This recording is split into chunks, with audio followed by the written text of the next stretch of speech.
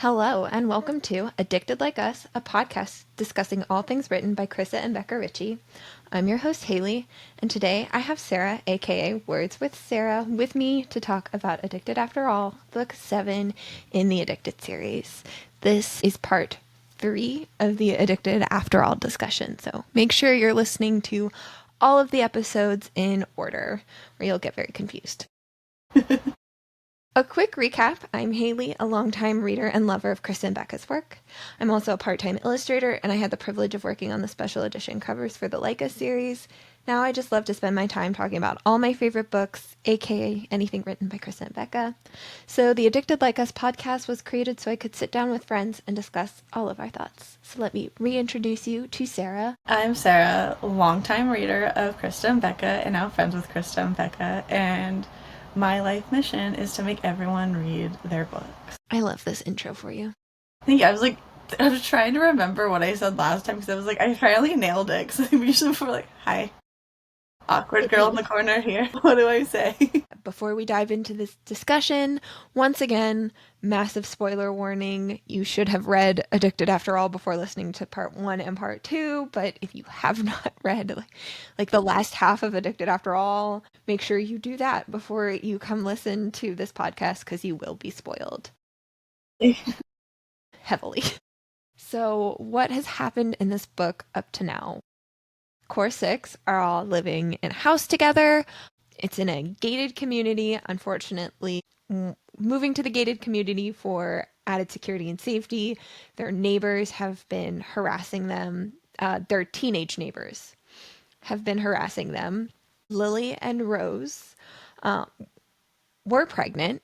In the last episode, both Rose and Lily had their babies. Rose had her daughter, Jane, and Lily had her son, Maximoff.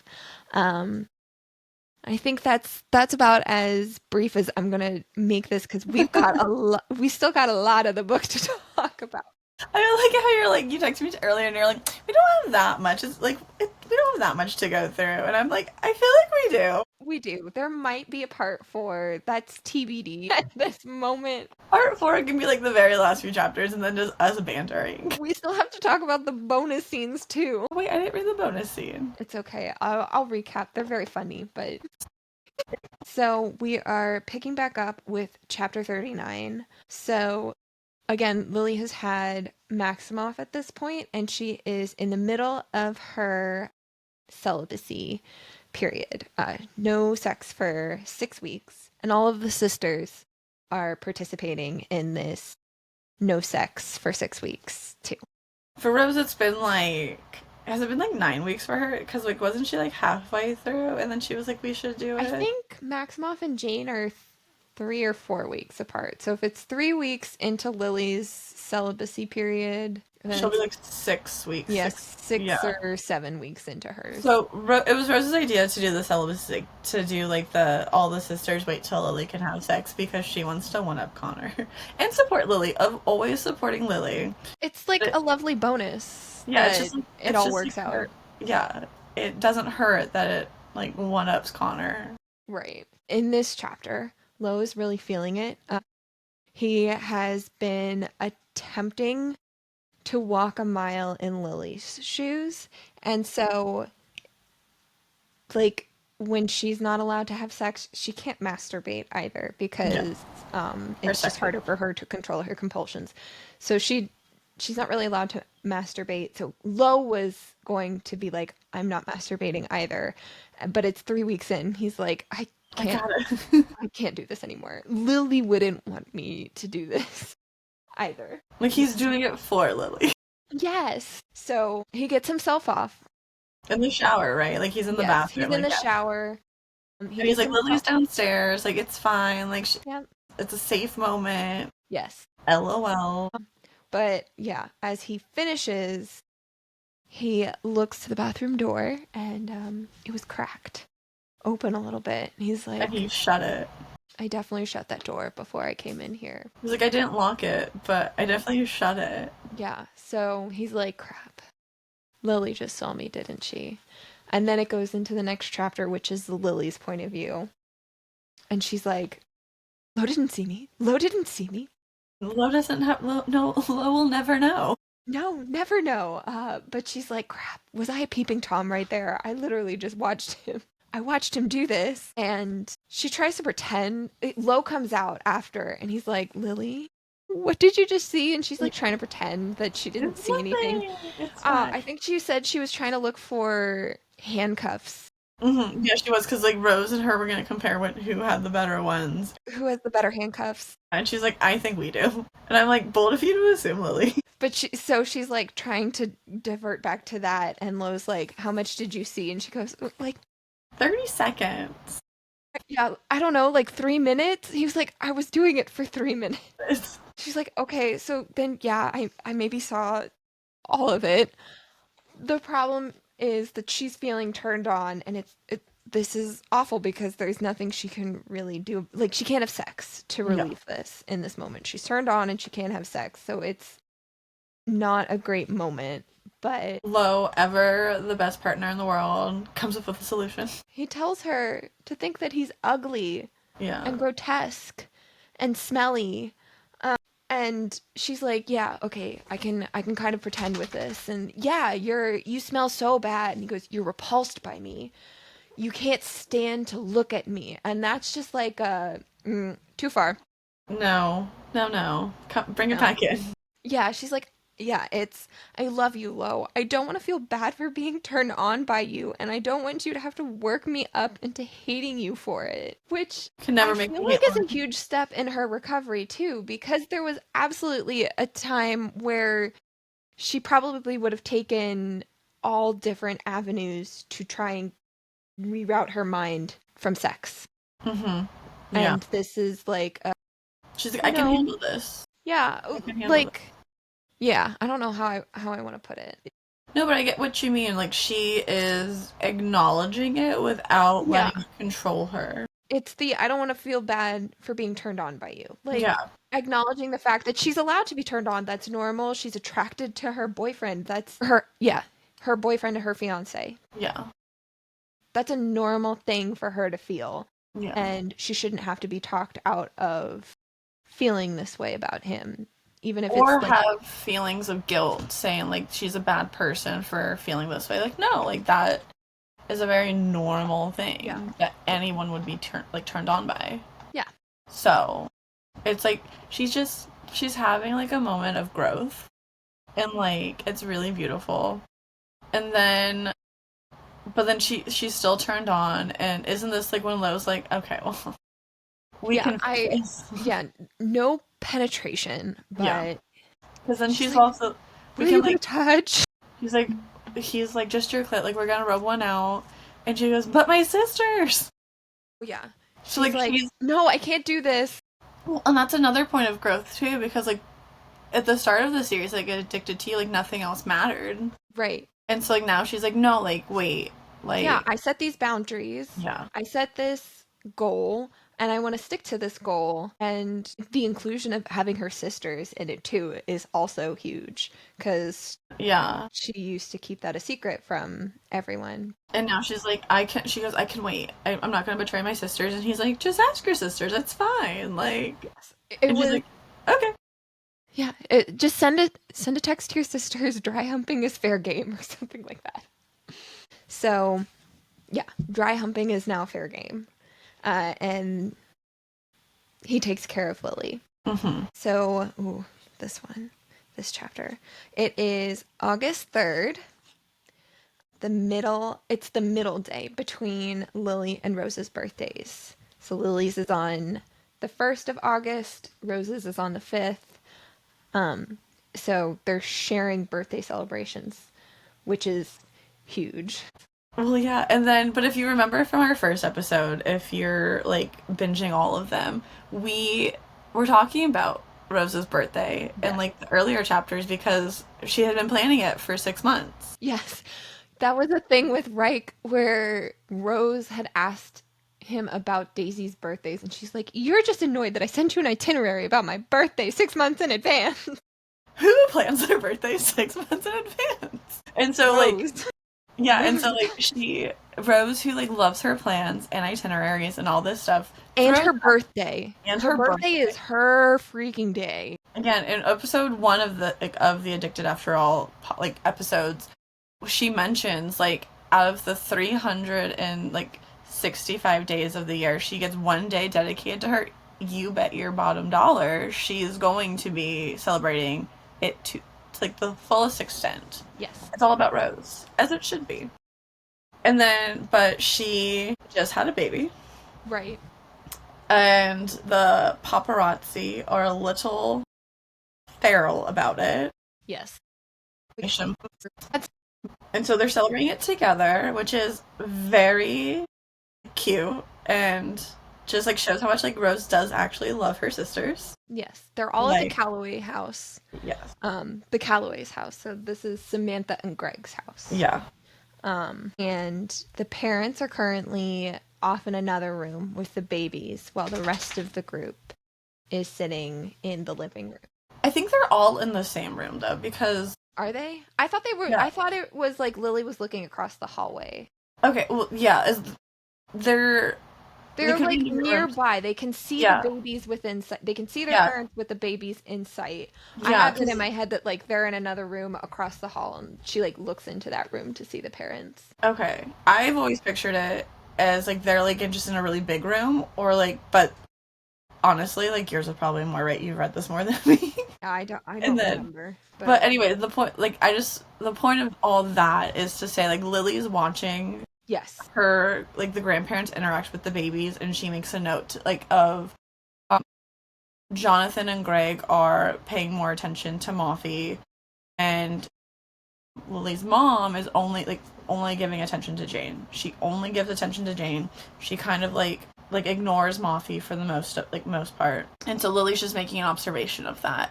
Yes. Because they're all, so the core 6 with the inclusion of Poppy and Sam are all sitting talking, and Lily is kind of questioning if she, questioning her role as a mom right now. Yeah. There are a couple of things. Yeah, because Samantha hands her a giant stack of nannies. Yeah. And she's kind of in her head well, I had nannies growing up, and that's right. People have nannies. But the thing was, she didn't give any to Rose. She asks Rose, "Did Mom give you any nannies either?" And it was no, I didn't get any of that. So and Rose reassures Lily that she's a she's a good mom. She doesn't need, and but Lily's kind of having she's she believes it, but it's not sticking with her. Yeah. And then this is a really cute sweet moment between Poppy and Lily. Poppy reaches over and I think grabs her hand, or the hand that's holding the cards, and she's you're being she's you're doesn't she take the cards from her too? She's eventually she's I'm just gonna hold these for you for a little bit, but she's you're doing such a great job, don't think she's basically reassuring Lily, and that really kind of helped calm Lily's nerves about it, because she's okay, well, Poppy's saying it, but it's definitely still in the back of her mind. This is in Lo's POV, so while Lily's feeling a little anxious over, am I a good mom? Because my own mother is making me question this. Lo is also kind of having a harder day, and he's surrounded by this bigger group of people, and he's highly aware of anyone who has alcohol in their hands. So Connor has a glass of wine, I think, that he's drinking out of. And Lo is just super fixated on this. He can't not pay attention to the fact. Is this the chapter where he's my dad always taught me that to have a drink in your hand at parties, and he's now, and he now is just having water, and he's Lily's not drinking, Reich's not drinking, he's kind of going around the room saying who's not drinking, just so that he doesn't feel ostracized by it. Yeah. But he's having a rough time. He's for sure having a rough time with it, and we see how it manifests. So they bring up the topic of the CEO position for Haleco. That's something that I forgot to mention in the recap. Lily, Lo, Reich, and Daisy are all competing to become the next CEO of Haleco. But Lo brings up this competition. He says, The board doesn't need to make a decision. It's my title, so you can all self-sabotage any day now.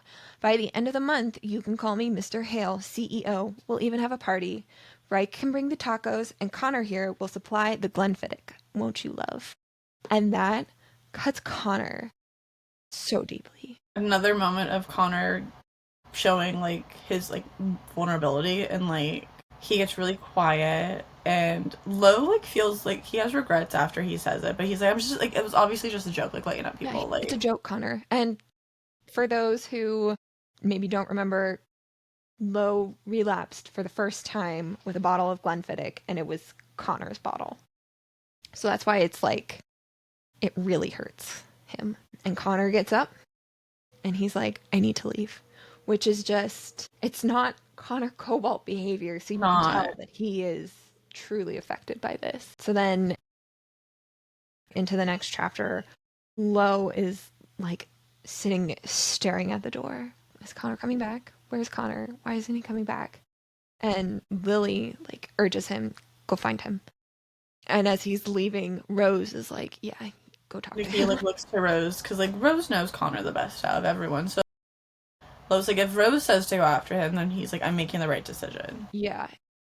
I'm not gonna make things worse or anything like that. And he finds Connor in the library. Which is mentioned, the library never gets used, which is a crime. That is a crime. Christ, Calloway's. Like, yeah. One of my favorite details about this book is, like, this chapter is, like, he takes off, like, a dusty, like, book from the shelf, and I was like, someone dust the books! Can't we at least pretend like we use the library? You've got so much money. Like, if you, like, how are you, like, getting your house cleaned? Right? For not getting your books better cleaners. Dusted. Like, the dust will get other places. Dust those books. But Lo did mention, like, this was, like, one of, like, they would only go in there for, like, hide and seek, and, like, Lily would, like, hide behind the bookcases, and, like, Lo was, like, I was always afraid they're gonna, like, topple over, or, like, she would get hurt. Yeah. And so, but, like, Connor is very, like, just introspective right now. Like, he's very much, like, just... Yeah. Lo's like, Rose was trying to find you, and Connor's like, yeah. No, she wasn't. If she wanted to find me, it would be her in here right now, not you. Okay, fine, you're right. It was me. I was looking for you. Why couldn't you just let me have that? And then he still feels this guilt, but he's also still like, this is a joke. Like, I don't understand why you're feeling so affected by this. I was only messing around.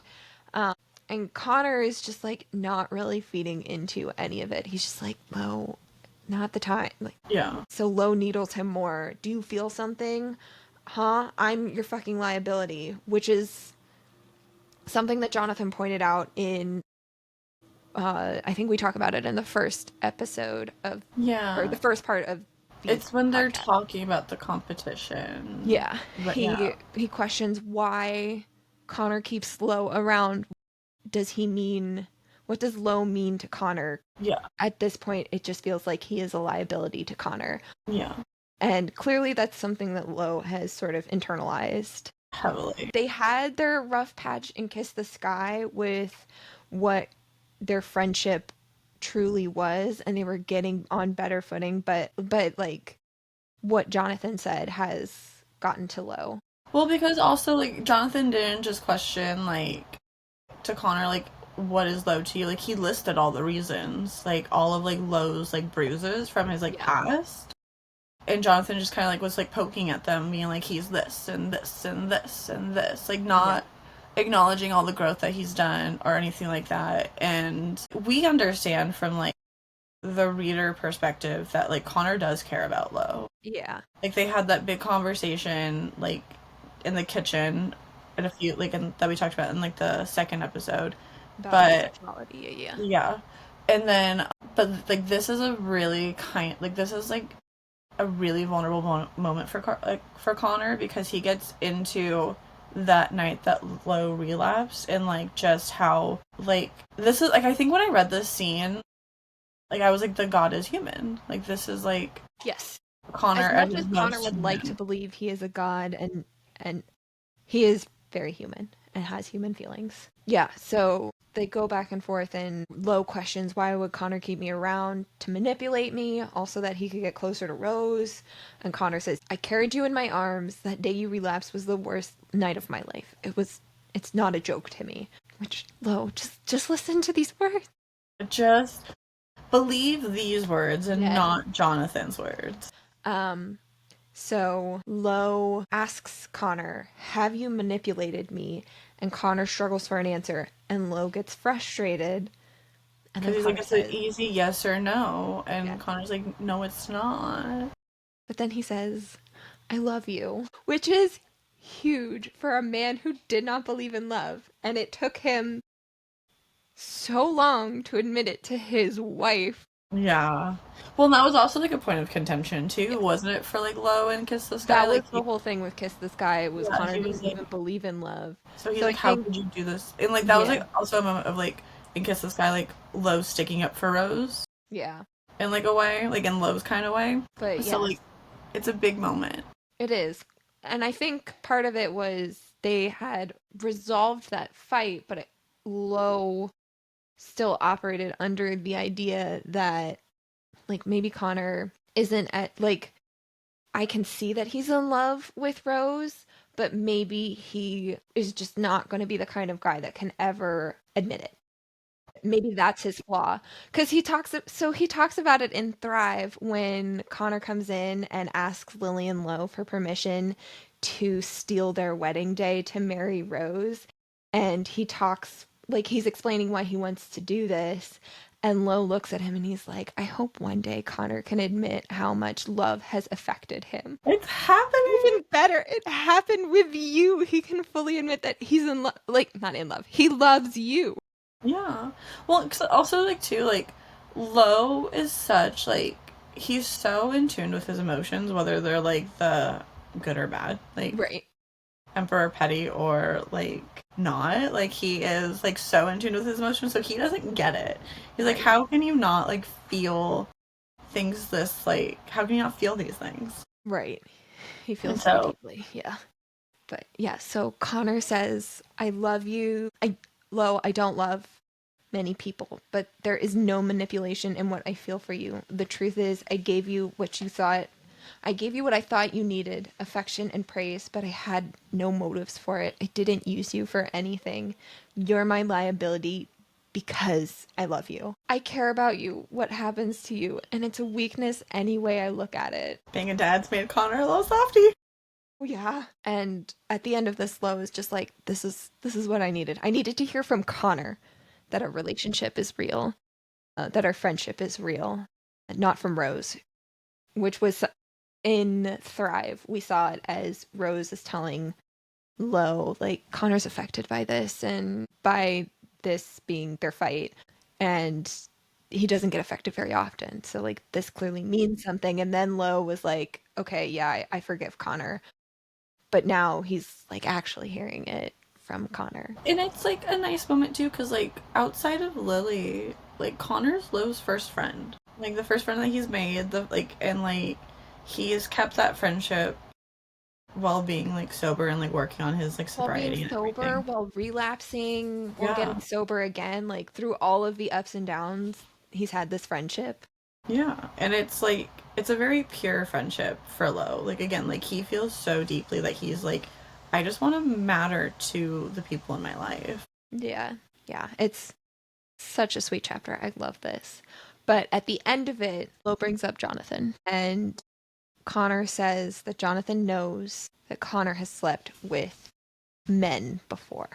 And there is like a reason for this, like one of the reasons for the tension between Jonathan and Connor is like we get more into it in Fuel the Fuel the fire. Fire, but there Yeah. is like a sense of control that This Jonathan is is. like a thread that carries over into the Yeah. next book. Like it's just kind of like teeing up the conflicts going into Yeah. the next book. He is it's basically that Jonathan doesn't want Connor around. That's the extent of what we know at this point is that Jonathan doesn't want Connor near Lo and has basically been like, stay away from him or else. And so Connor's annoyed that there's like this open ended threat out here, but that's He's just annoyed by it. It's nothing that he feels he can't handle at this point. And Lo is like, well, I can talk to my dad about it and tell him to back off. And Connor's like, no, you're not going to do that. Because then, one, your dad will think that I just talked you into this. Mm-hmm. And further proof his apparent belief that I just manipulate you all the time. But, like, I think, too, it's that I think it ties into that where Connor wants to prove Jonathan wrong and like, no, our friendship is genuine. I'm not going to manipulate Lo in any way, which is big for Connor because this is one of those things where like that's how he's forged relationship. Every action that he takes is what gives me the greater benefit, and the greater benefit in this instance is convincing Lo to tell Jonathan to back off, and he won't do that. He's like, I will handle this. Like, let me just play the game. So the chapter ends with Connor telling Lo that he'll handle Jonathan, just leave it alone. So then back in it's the parlor. They're all sitting in the parlor and the parents were in the dining room. Okay, but they could, okay, yeah, because I remember like Lily was just like looking at them. Yeah. And, like, I can see my mom not interacting with my son. Yeah. So back in the parlor, Lily is daydreaming about birthday sex that she is not allowed to have because no sex for 6 weeks. And while she's daydreaming, all of a sudden, a baby cries. And she snaps out of it. And she's like, oh my God, I was thinking about sex and there's an upset baby. But I should be thinking about my kid. I can't be thinking about sex. I should be thinking about my kid. Yeah. Like, she feels a lot of guilt because her mind wasn't on her child for, like, 2 seconds. And we talked about this in the last podcast, but, like, I just want to tell Lily, it's okay. So normal. It's so normal. You have to take care of yourself, but I cannot imagine that my entire life, all of my thoughts, 100% of my thoughts have to revolve around my child. How else could we have siblings? I don't want to... Well, not only that, but, like, you have to take care of yourself, too, yes. in order to show up for other people, especially your child. So, like, you have to take care of yourself in order to, like, function. And so, like, there's nothing, like, there's no shame in it, but she has just been, like, she is trying so hard to not be the mom that people in the media think she'll be, that her mom is implying that she'll be, like, she, like, and so, like, that stresses her out, which leads her, like, down to, like, her, like, self-soothing, root. I don't know why I can't say words today. And then, like, the guilt comes, so it's, like, she just, like, goes in her, like, little circle of, like, the cycle. So, Reich is kind of noticing that Lily is in her beating head. Herself up, yeah. Yeah, overthinking, beating herself up. And he calls her name. Daisy, meanwhile, has been sleeping on Reich's lap. Like, and they haven't wanted to disturb her because they all know that Daisy's sleep schedule is, or her sleep is messed up. Yeah. She has insomnia, so they're just letting her be. But when Reich calls for Lily's, or they're being quiet about it. I can't remember. They talk about they talk a little more about the nannies. But yeah, so then Reich says Lily's name because she's like, I think she's biting her nails, and that's another sign of her anxiety too. She bites her nails down to the quick. And he sees that. He says her name kind of forcefully, and it wakes up Daisy. And Daisy's scared. It shoves Lily down even more because she's like, crap, I'm clearly not okay. People can see I'm not okay. It's affecting other people. Yeah, like and now my sister is being woken up and is scared. And my sister is getting scared because someone's trying to get my attention. And the reason she's scared stems from my sex addiction being public. It's just like, she's going way, way back with this. Yeah, like, she is just, like, she's just going to the trend. On that downward slide, unfortunately, right now. So she gets up, and she goes over to the parents, and she's like, I want to take care of Maximoff right now. And I think this is also the point where Greg's like, it's okay, we can watch Max. And it's like, it's not his name. Call him by his actual name. Like, rant. So she takes Maximoff and she goes out to the patio and sits down with him. She goes, you know I love you, right? more than anything in the whole world, right up there with Lauren Hale. I promise. Maximoff will know this. And he does. I'm crying again. This is the series that makes me cry. Yeah, I have it in my notes. I just want to tell Lily that this child will never question his mother's love for him. Oh my god, no, never. Like, if he even thought that, he would be devastated. He'd be like, why would I think that about my mom? He's like, my mom is the strongest person I know next to my dad. Yes. So then Lo comes outside and he heard Lily was out here. He wants to come keep her company. And this is where she opens up with him. Like, I shouldn't be thinking about sex. I should be thinking about Maximoff. And Lo's over here like, no. It's totally normal for you to think about birthday sex. I think about it, and I'm normal. You're normal in this instance. And it feels wrong because you've conditioned yourself to think that even the thought of sex is bad. It's not. It's just your way of keeping yourself grounded. And it's very true. That is kind of the word that we haven't used, but he puts it so well. Yes, she has been struggling with feeling aroused because she was pregnant and her hormones were heightened, and just thinking about sex. And he's right. She has conditioned herself to think that thinking about sex is bad. Yeah. In her recovery process, she's kind of swung a little too hard in the opposite direction. And she needs to bring herself back and give herself a little more balance and a little more grace. Yeah, for sure. Yeah. No, it wasn't that. It wasn't about birthday sex. He was just like, you were thinking about sex. And then afterwards, it was, you were thinking about birthday sex, weren't you? And he asks her to tell him about it. And then the last chapter, or the last line of this chapter. Let me find it. I know you know what it is. I love how he makes me feel normal. How my brain isn't some vast, deep, filthy wasteland to him. In his eyes, I'm some kind of... And that's where I cried again while reading it. I was like, I see what you two did.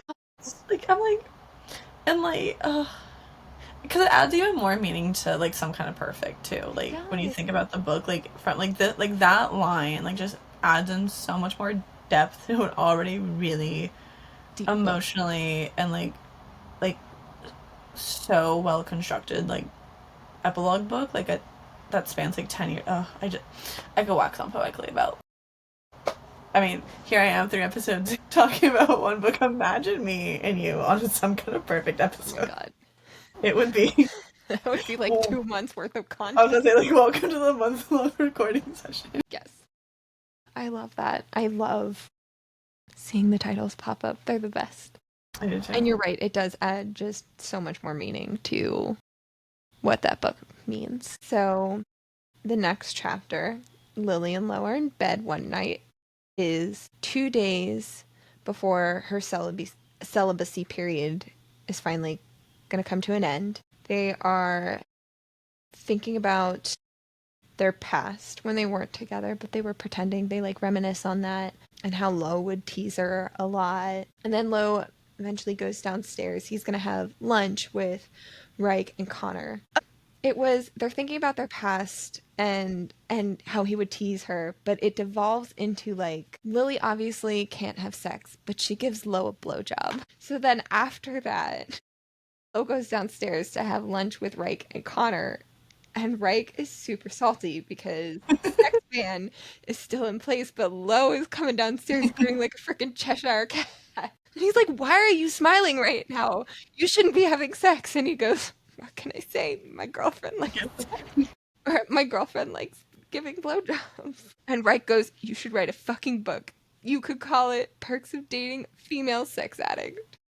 And Lo says, or you could write one. Perks of having the hots for a 16-year-old supermodel and having to wait until she turns 18 only to be cock-blocked by your bastard half-brother. And Connor goes, like, you could work on that title. It's a little long, though. A little wordy. Gets the message across. It does. It tells you everything about that book. So then they leave the house. And I was sitting here thinking, like, boys, this is why we don't use the front door. I usually exit my house out of the garage door. Yeah. And then, yeah. So use the garage door. This is why we don't walk up the front of the house. Front door is just for decoration. Yeah, exactly. It's what you decorate at the holidays. You don't actually use. Yeah. You live in a snowy climate. You should know that, boy. Exactly. So they walk out the front door, unfortunately. And they get dumped. It's Lo and Reich in front. And they get like bucket. A bucket of alcohol. Yeah. Dumped on their head. Yeah. And it's awful because they're Lo's both sitting here like, this isn't a regression. He like licks his lips and Reich's like, don't do that. Don't touch it. But it's like, they're soaked in this. Yeah. And it's like, and Lo's like, it didn't break my sobriety. It didn't break my sobriety. I hate that thought. He's like, I have to believe this is not me breaking my sobriety. I didn't just get shoved 10,000 steps backwards because of some shithead teenagers. This is because the teenagers are pranking them. These teens are so vile. Like, yes, that is like one of the worst things you could do. Yeah. Especially when you have that knowledge, like, and so like Connor, like Reich is trying to like kind of like be there for Lo, and Connor's like, go change. Both of you go change right now. Yeah, and you can see too, like Reich is covered in this too, and Reich has been sober, except for his one time when he broke his, like in Paris when he broke his sobriety with Lo, but like, so Reich has had his problems with alcohol in the past, but he's not as worried about it. His focus is all on Lo, and Connor's focus is all on Lo, and he can tell that they're just fixated on how he's reacting. And this is a moment where he's like, we've seen him talk about this in Thrive when he did relapse, and he told Lily, I don't want to be the weak one, and he wants to be that pillar of strength so badly, and he could see that Reich and Connor are like, he's walking or like he could be walking a tight edge right now. We don't know what he's doing. He wants to prove that he's strong, that he can handle this, and that despite these kids trying to shove him so many steps back in his recovery, he can handle this. He's not going to crumble. This is not going to be like it was in the past. I love that for him. Especially because like that's his entire like arc in this like book is like him saying like, I'm not gonna crumble, I'm gonna be okay, like I can weather this storm, yes, just like anyone else could, like I will be okay.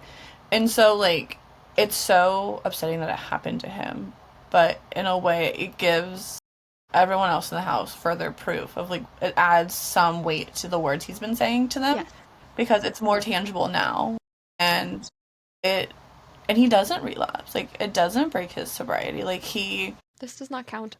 It doesn't count, and it doesn't tempt him further. So he had to work through that in his head, but it just makes him stronger, because he's like, he goes, I survived that. Like, I can survive the next thing that comes my way.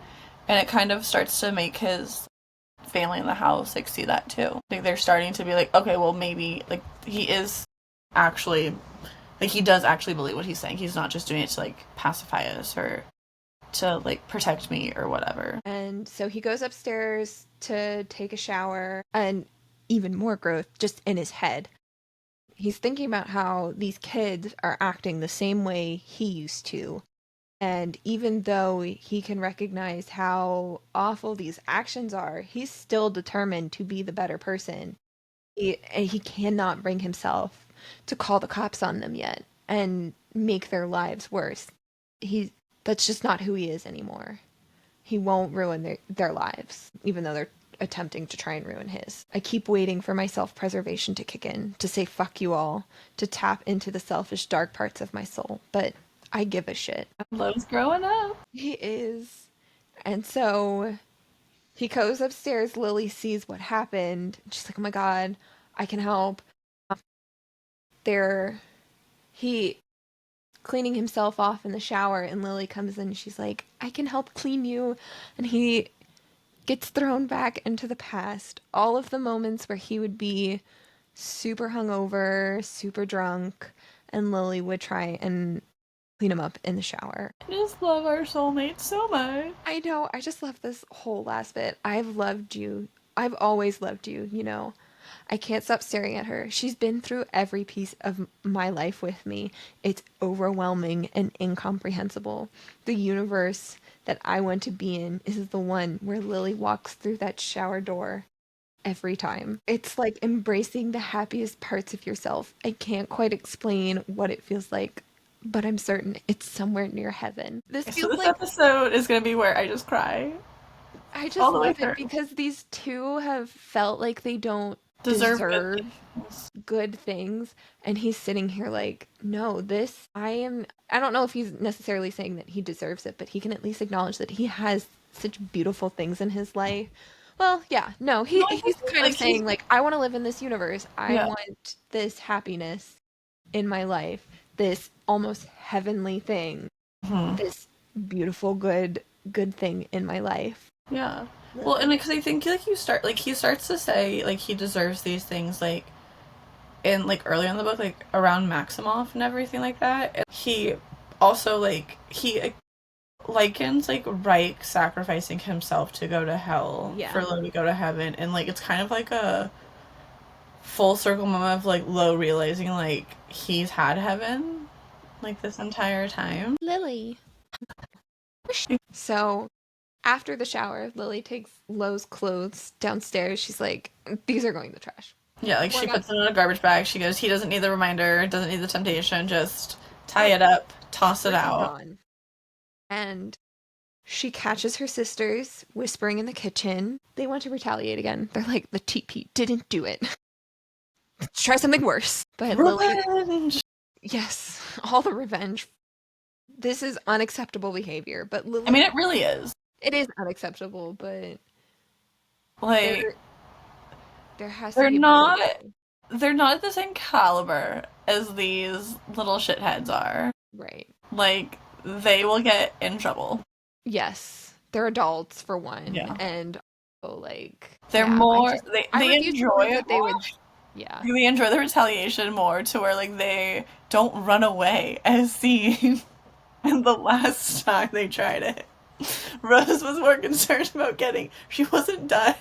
I with know. just throwing Well, it. even after they were caught, like the teenagers were caught, and they just freaking booked it. It didn't matter whether they were seen or not. They just Yeah. ran, and these guys are like, no, we're We're gonna just gonna stand up. hide behind a bush. Well, they hide behind a bush, and then they fight. Like they try and use their words and fight with these Yeah. people, and that's not gonna work either. Although I do love their retaliation schemes. They're quite entertaining. They are. So I say let them do it again. Yeah. But Lily doesn't think it's a good idea, and she's super happy because Connor also agrees, Right. and she's like, Connor agrees with me. Oh, the smartest guy in the house thinks I'm right. And Connor says they just don't have enough evidence right now that they could take to the police, and anything that they do report would make media headlines, and they just don't want that drama and that headache right now. These kids would not have survived the Ring camera. No, they would not. It was before their time. It was, yeah. So then there's a knock on the door. It scares Daisy at first because she doesn't know who it is. They were just talking about the teenagers, so she's like, Yeah. So she's did a they little on return? edge because of what just happened. Yeah. And Rose goes to answer it, right? Or Connor goes to answer it. Yes. And he comes back and he's like, I'll make it, because it's Samantha, my least favorite character. Just She's claiming that she just is stopping by to say hello. because I really should have a key. Yeah. That's where I was going. Connor comes back Yeah. in. He's like, I'll totally make sure to make a key for you. Yeah, like, well, you'll have one next time, don't you worry. Just placating her. But she talks to, like, Rose is like, Mother, what are you doing here? So Samantha's talking with Rose. She looks at Daisy and asks her about her hair color because it's that neon yellow from the last episode. And this is where we hear that Daisy's like, I'm not ready to dye it because I want my next hair color to be like it. Like that's what she wants to stick with. She doesn't know what color it is yet, but she knows that it'll be Yeah. her final. So she's not, because Samantha was like, I can get you an appointment with like our stylist, and she goes, no thanks, like I'm not ready yet. Like I want to take a little more time before I settle on my actual hairstyle, like hair color. And you'll notice that in all of this, Don't Samantha mention saying nothing to Lily. And Lily can see this. Yeah. And And like then, it just escalates because Samantha's like, "Where's Jane? I want to see my granddaughter before I leave." And Lily's like that's the final straw for Lily. yeah, She is like, you can treat me like shit. yeah, I'll take it because I feel like I but deserve it for some reason. But yeah, yeah, she'll be damned if her child is treated differently yeah. because of her. And like, I love this moment because like it just Lily is like Lily will go to bat for her children, and like her children give her so much more confidence to stick up for like them, and so in turn like stick up for herself too. And Yes. it's just like she finds so much strength in her kids, and it's just beautiful. And I'm gonna cry again. I love him. I love So, yeah. So Lily is like, I need to talk with talk to you. you. And Samantha flinches like she shouted, and Lily notes, like, I basically whispered that. Like, I did not say that very loudly. My mother is just not used to hearing me speak. Does And not want. dramatic. Yeah. So the rest of the group gives them privacy. It's just Lily and Samantha. I can't remember what room they're in, but I like, think in the same room that they talked to Jonathan in. okay, It has a yeah, door. it has a door. That's all I know. That's The all. room has a door for reasons that are mentioned in the next chapter. I love it. But yeah, So so they go in this room yes, with the close the door door, closed. and Lily confronts Samantha. She wants to know why she's treating Jane Differently. differently than Maximoff. Yeah, And throughout this entire conversation, I am just in my head shouting, "Liar! I know. I Liar!" think if you are a first time reader, even in or just an addicted series reader, you could maybe look at this chapter and feel like This is Samantha is growth. turning a leaf. She's grown a little bit. She'll never be a great character, but she's improved.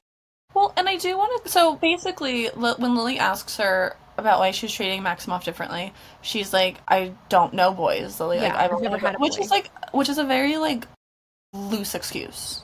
Like let's Yeah, be I clear. wrote that it was a BS excuse. Yeah, but like that's what she defaults with, and then like Lily keeps pushing. Like she's like, try again, and she's like, and so and they have this big heart to heart about like Lily and her addiction and all these things like that, and like again like a really loose excuse of like I like because it's mentioned in earlier chapters like Lily it was like her dad's like son in a way, right?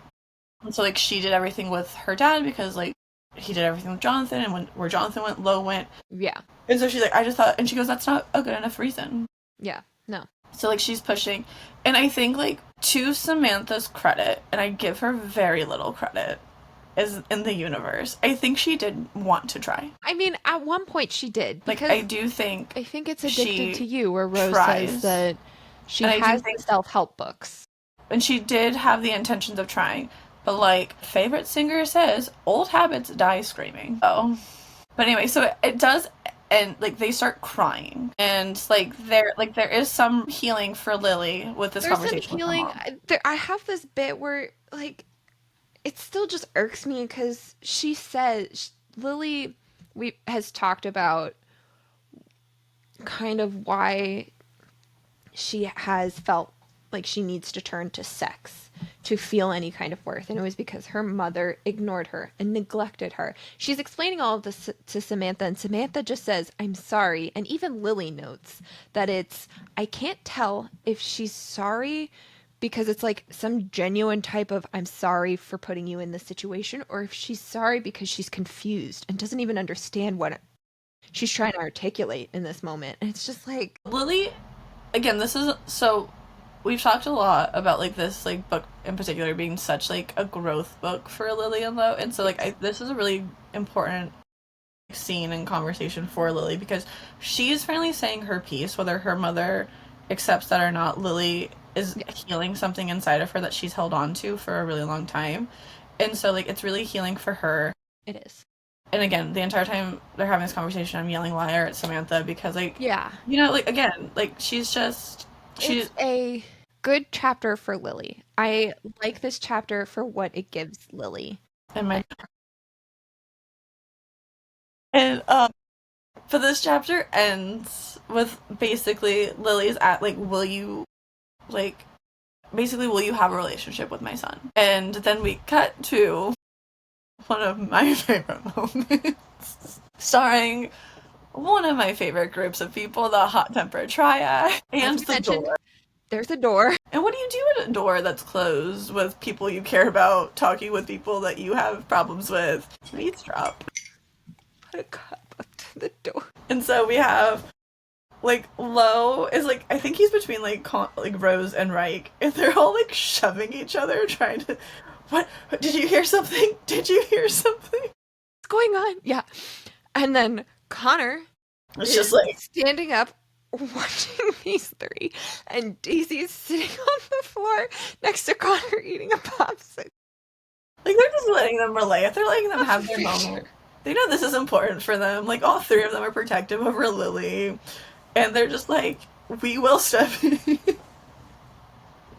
And they're like... They're arguing. I think it's Daisy's like, just let Rose listen. And they're like, yeah. Rose was delivering the cliff notes, and half the time she just wasn't even saying anything. They're like, we tried that. It wasn't working. And then, like, as they're, like, arguing about, like, pushing, or, like, they're, like, bickering with each other, the door opens. And it's Samantha. Samantha steps out, and this time she's like, I went to see the babies. Mm-hmm. And doesn't Connor take her up to that room? Connor takes her. And Lo could overhear certain parts of this conversation, so he's annoyed with Samantha because she was delivering a lot of backhanded apologies. Yeah. Kind of like what we were saying, like, just, like... Again, but I do want to give Samantha some credit, because I do think she wanted to try, but but just knowing where she ends up... But it didn't feel like she tried that hard.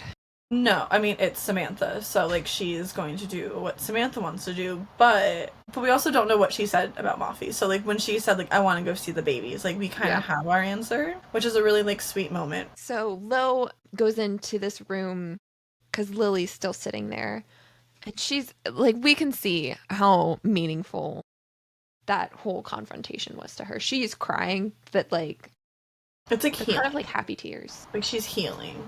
Yes, she feels very healed in this moment. She's like, and it's purely because because her mom says she'll try and treat Maximoff and Jane equally. Mm-hmm.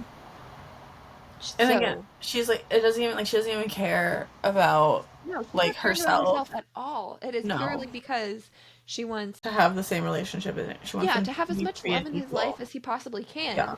I'm not going to I don't want to cut out a grandmother that could give him love. Yeah. More on that later, but... Yeah. I know she doesn't understand me completely or what happened, but she can have her truth and I can have mine. It's better than a lifelong standstill. She must be thinking of Mafi. She's willing to bury this fight for our son. I thought it was going to be hard, being selfless, but when you love someone with the deepest parts of your soul, they become your biggest exception. I know he's ours. Yeah, this is going to be the teary-eyed episode. Oh, I love them so much, and I'm just this is like such a beautiful book for them. Like, it's just hit after hit after hit. Growth. Yeah. Growth. Cute moment. And fun banter. Lots of growth. Sweet moment. Fun banter. It's everything. It's taking so long. And like, I really, really love the line, she can have her truth and I can have mine. Yes. And like, they can still find some kind of common ground to make like their relationship work for the sake of her son. And like, I think that's a really poignant like thing when you're talking about like relationships with people that like you, especially interpersonal ones, and like things that like kind of can happen. Like I just think it's a really like... Yeah. And she talks about it in the chapter before. She's like, how does she put it? My picture wasn't hers, and even now we're not seeing exactly the same portrait, but at least it's in the right frame. That's also an equally beautiful line. Like, the imagery of that is just so stunning. But yeah, so a very healing moment for Lily, and just further proof of how much she loves her son. As if we needed any. I never doubted it, but it's further proof that she's an amazing mom. And yes. She now can question it all she wants, but like, she continues to deliver all of these moments for us to just be like, what are you talking about? But it's also mom. Like, and like, kind of like what we were saying with Lo's chapter, like with like the whiskey going, like getting doused with whiskey.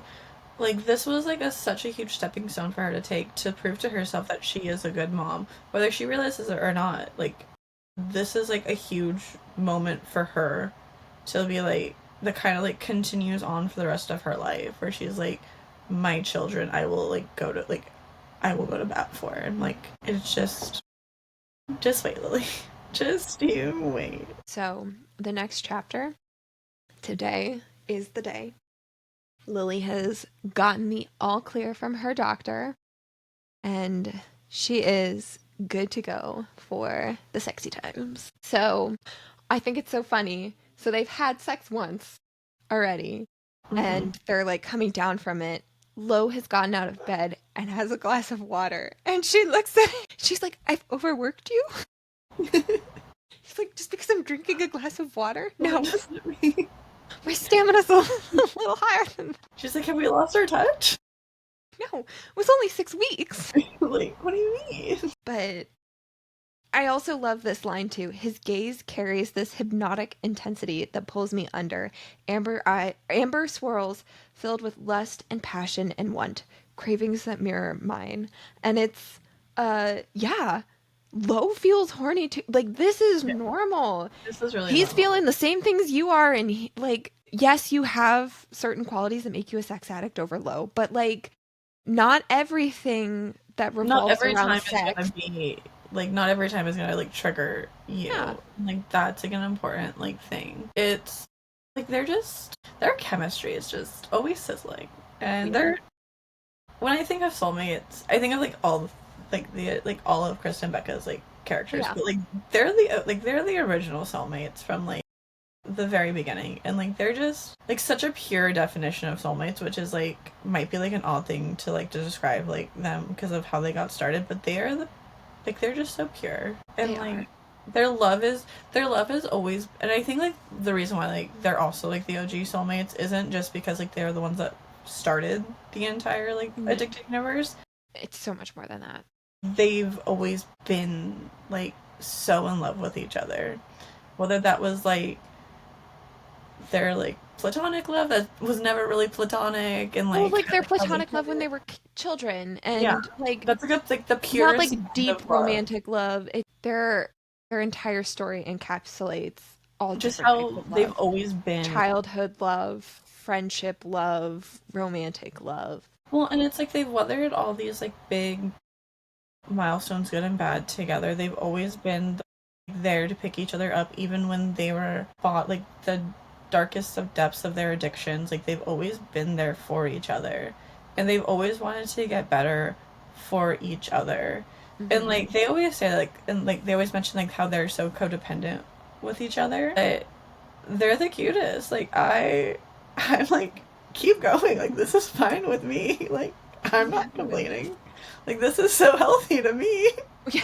Like this is beautiful. So anyway, right as they're in the middle of sex, right as they are reaching their peak, it is all shattered by the sound of a baby crying. And like Lily is the one that says like stop, stop, stop, Stop. stop. Nope. Yep. Like we're done. She's ready to sprint to the nursery. Yeah. Lo grabs her and is like, "No, take a breath, slow down. We're not. So he's okay. Like yeah, everything's fine. You have nothing to prove right now." But she feels like she does. This is and like she's like, I promised I would never like pick sex over him. Like let me this like is her test to prove to herself that she won't pick sex over her child.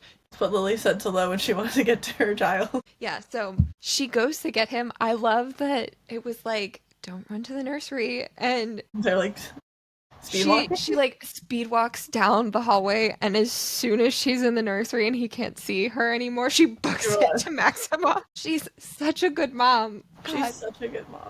But yeah, so she's taking care of Maximoff right now, but it's actually Jane that is truly upset. Yeah. Maximoff's crying because he doesn't like it when Jane is upset. And is this where we find out that like Reich also coined a nickname for Jane? It's a little later, but yes. Yeah, so I'm just always getting ahead of myself. It's okay. But because Jane's crying, yeah, they had agreed that they weren't going to do like any crying out methods because there are two babies and they would just cause each other and couples. They're too many factors. They need to take care of both of them. So they're sitting here like, where's Rose and Connor? Their Because child like is no crying. James are in the nursery, so they're both kind of like wondering where like Rose and Connor are, and like their door's not opening, and then like they're like wondering, and then the door pops open, and Connor is disheveled. I love it. Lily cannot bring herself to close her eyes, but she's holding the baby and she's like, Lo!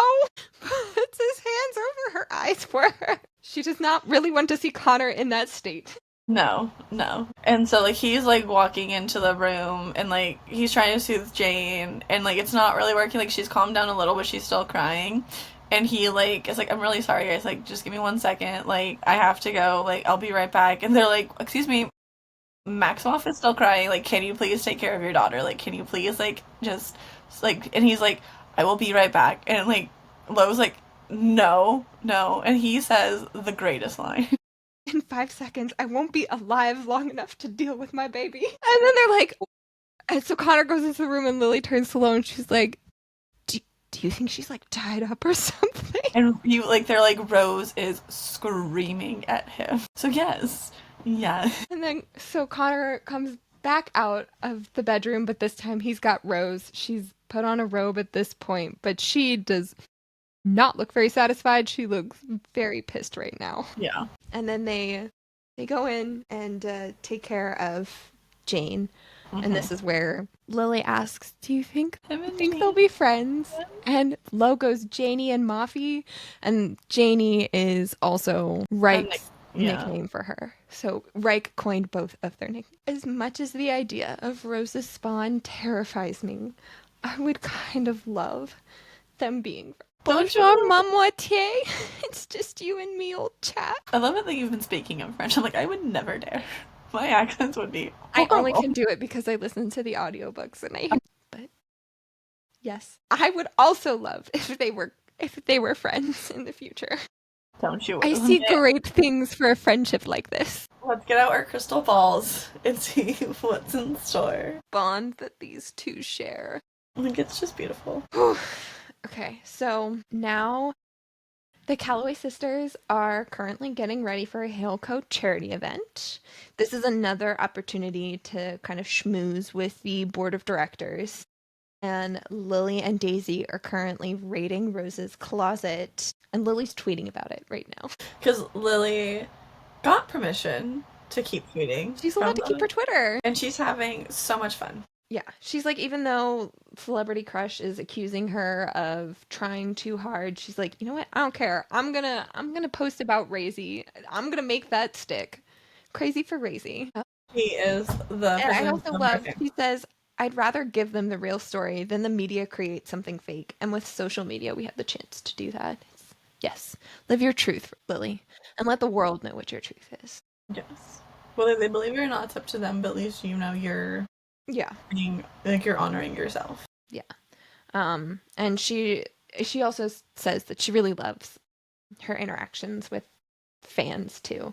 Like, certain people aren't going to believe her. There'll always be trolls out there, but she has some really nice interactions with her fans, which we love. And Daisy's like, speaking of fans, and she pulls out a package that she bought from a fan site. It's not fan mail. It's something she bought from a fan site, and she hands out the packages to her sisters, and it says, one of them says, well, she gives it to Lily first. Yes. So she's like, I got you a present, so here it is. And Lily opens it. Yeah, and it's underwear, and on the butt it says, I love Lauren Hale. And it's got a little heart next to it. Yeah. And Lily's like, oh my gosh, I'm wearing these right now. Yeah, I am changing out of these right now. I'm going to wear this. And Daisy pulls out her own, and it says, I love Reich Meadows, and it's got a sun on it. And then Rose is like, please do not tell me there is a Connor Cobalt version of this underwear. And don't you worry, because there is. And Rose is like, no, I'm not wearing this. And I love this conversation. Even more insufferable. between the sisters. You're in a power play. You're in a power position. You can tease him. Trust me. I know. I'm a sexpert. I don't know. Like, I love this scene so much, but it's also like, I don't know if they're still available, but they used to have like apparel with like those exact like designs Yes, on them. I Oh, remember they're that. like so cute. I was like, so when I read them, because I saw the apparel first on their shop, and when I saw them, I was like, I love it so much. It's so cute. So Rose is finally relenting. She's like, all right, fine.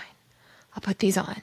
And she's putting them on, and Lo comes into her bedroom. She's like, ah, you cannot be seeing me naked right now. Not while I'm changing my underwear. And he's like, Jesus Christ, you guys are still getting dressed? And they're like, we were busy. He goes, liar. I These know are what you were so doing in here. Because Lily was tweeting about it. They see all now. I think Rose glares at Lily like, giving away all of Traitor. our secrets because of this. So, Rose does glare at her because of this, and Lily drops her phone because she's so startled by the glare, and she bends down to grab her phone, And flashes low. and she flashes Lo, and he's So like, he sees, hold up, what was that I just saw? and she's like, "You weren't supposed to see it yet." But yes, he sees the I love Lauren Hale on her butt. Big fan. He's a big fan. I also love, before he came in, she's just like, yeah, I'm gonna wear this. I kind of like having the idea of having his name near my butt. Wait a second. Totally normal, Lily. Totally normal. But then Lo is like, I actually need to talk with you about something a little more serious. He tells her that he wants Lily to just, she needs to believe in him. That he wants and can handle the CEO position. And of everybody in their lives, like, it would mean the most to him for Lily to believe him. And she does. She says, okay, yes, I can see this, that this is important to you, that you believe you can handle it, and I believe in you, Lauren Hale. So she agrees to self-sabotage. She's gonna take herself out of the running for CEO. I love the end of this too. But isn't she also like, they talk about how, is it in this chapter or the next chapter, where she's like, "I'll just be like old times where we like hang out by the plant and Yeah. stuff," and he's like, Yes. I can't do that with you, love." Yeah. He's like, "I She's actually like, have to what do I try." have to do? He tells her that she needs to be standoffish, and just really not interact with them. And she's like, okay, so like old times, you and I can hang out just like the old parties. And he's like, no, I gotta give my best effort with this. And she's like, all right, fine. And then she says, I'm rooting for you, just so you know.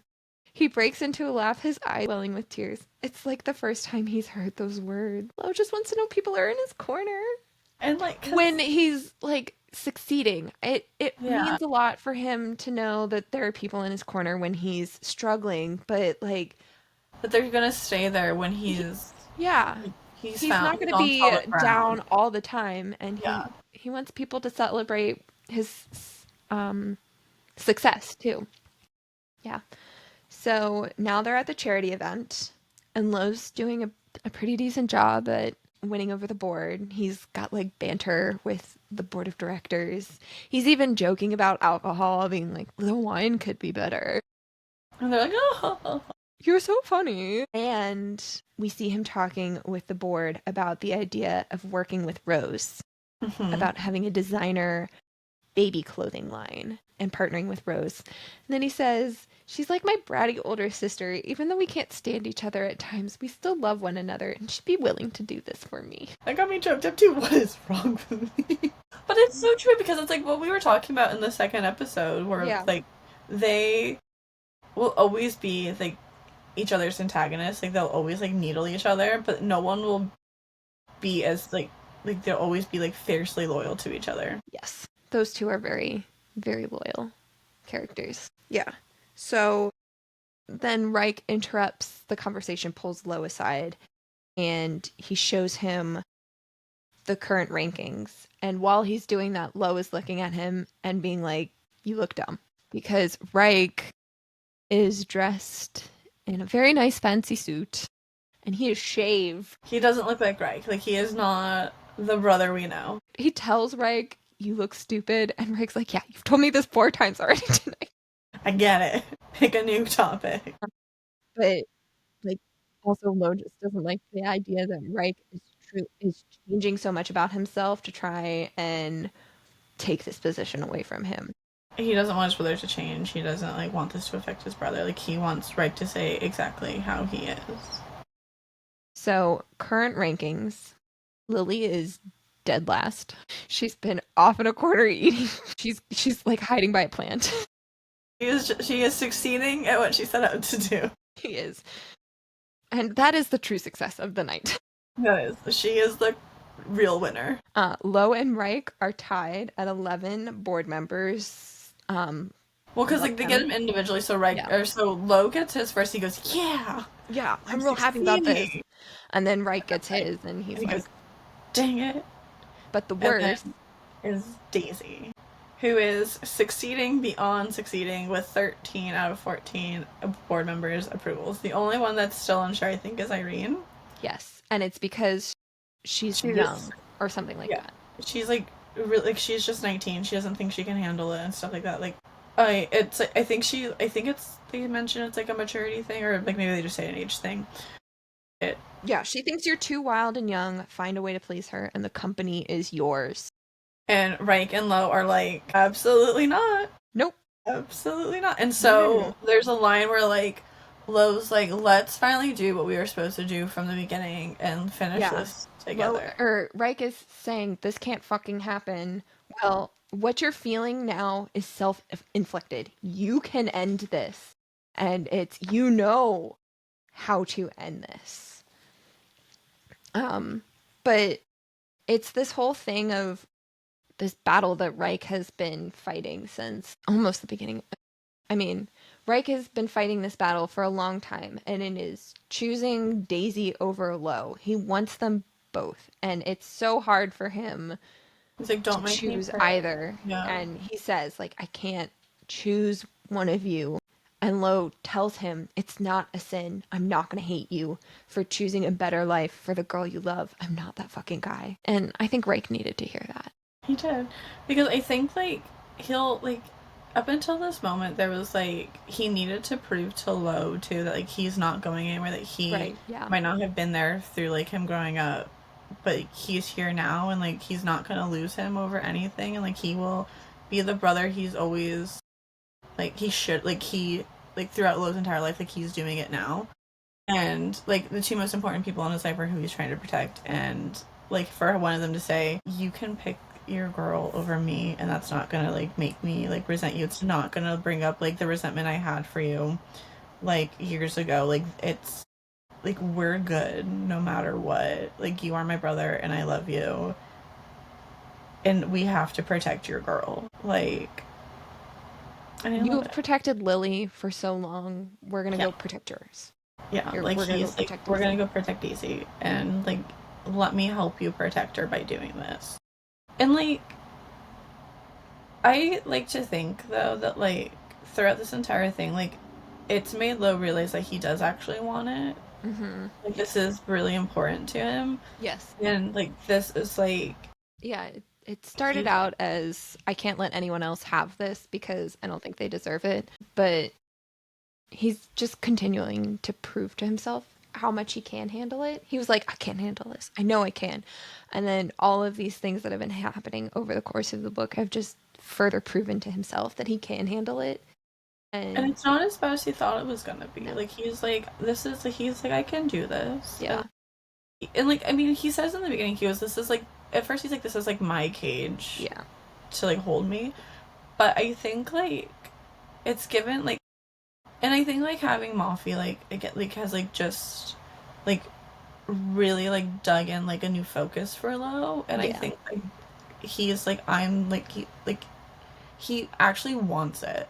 He does. And not just to protect his, like, the people that he loves the most, but because he, like, he thinks, like, he knows he can do a good job at it. Yes. And, like, that is an amazing thing for him to, like, recognize. And for him to recognize on his own without, like, anyone, like, supplying it first, like, and so they team up. Yes. I also love before they do that, so they team up. Yeah, they're gonna knock Daisy out of the running, but Reich also tells him, like, listen, just because we're getting Daisy out of the running I'm giving it doesn't to mean you. I'm not going to still give it my all. Yeah. And Lo says to himself, there's nothing that says that I can't measure up to my older brother. And I'm getting teary-eyed again. But yeah, so Reich and Lo pull Daisy aside, and Reich tells her, I would rather Lo have the position than you. Mm-hmm. And she's hesitant and says that they're all worried. Like, the reason she's doing this is because she doesn't want Reich to have it, but she also doesn't want Lo to have it. Everyone's worried that if Lo has it, he'll be pushed to drink. And Reich says, Lo can handle it. And that just, Lauryn Hill is evolving to his next superhero phase. Like, just hearing that is just, like, a surge of what, like, Lo's been, like, wanting this entire time. Yes. That is all he needed to hear his brother say. Lo can handle it. So then Daisy's like, yeah, okay, fine. I'll self-sabotage. Next week. And they're like, no, you are this close to being CEO right now. Right now. They're like, immediately following this conversation. And yeah, Reich is like, you need to be who you truly are. Go do it. Stop trying to win them over. Stop trying to schmooze. This is not who you are. So she does a bunch of cartwheels across the event. And she's wearing a dress. And what kind of underwear is she wearing? I love Reich Meadows underwear. Your name. And Reich is like, hell yeah. Yeah, it's your name is on her ass. I'm so fucking in love with her. I'm so fucking in love with you too. I love you so much. Like, again. So then Daisy books it out of the event and Reich runs after her. And you can see the board members are just shaking their head at this crazy wild girl. So we know that the plan has worked. Yeah. And Lo walks over to Lily, who's still over by her plant. I think this is she's at the fondue station now, and she's just like, staring at it, and Lo's like, this is what we used to do when we didn't want to talk to people, we would just concentrate on, like, the fondue. Yes, that's right. But they look out the window, and they watch as Reich and Daisy both exit the hotel space, and they run off together. And Lily's like, they're gonna make it in the end. And, like, Lo's, like, and Lo, I think Lo, in this scene, like, Lo has a realization that, like, he's, like, they're actually meant to be together. Yes. And so when, like, Lily says that, he's like, yeah, I think so, too, or something. Yeah, we're finally, the rest of the group is finally catching up with Lily that, like... Yeah.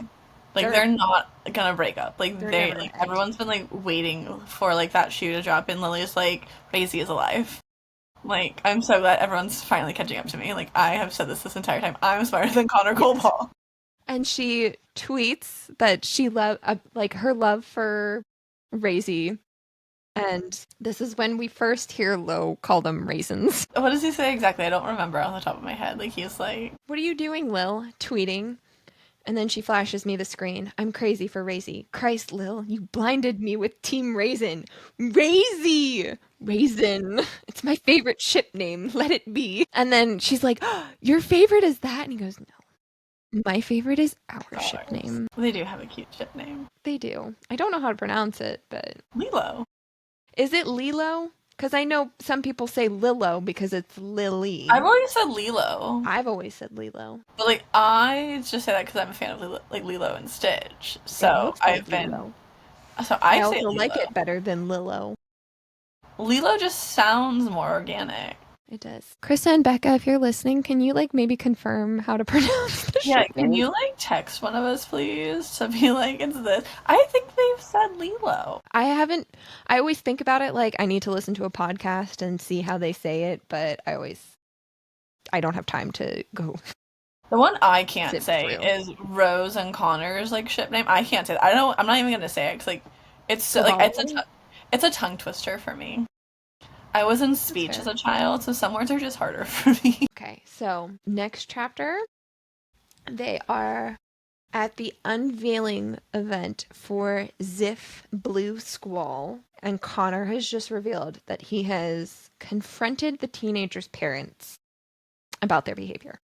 And Connor is just, like, he is not happy. No.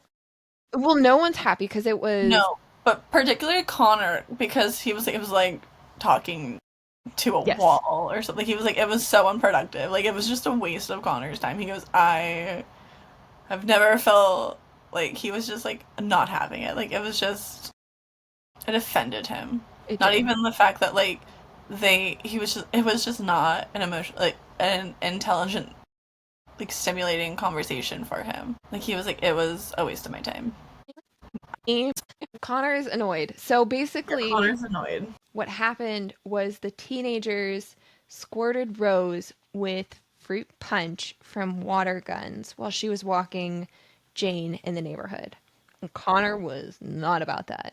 Was Mafi with her too, or was it just Jane? It was just Jane, and then Lo's like, I wish I had seen Connor's reaction to finding out that his wife and child were pranked like this.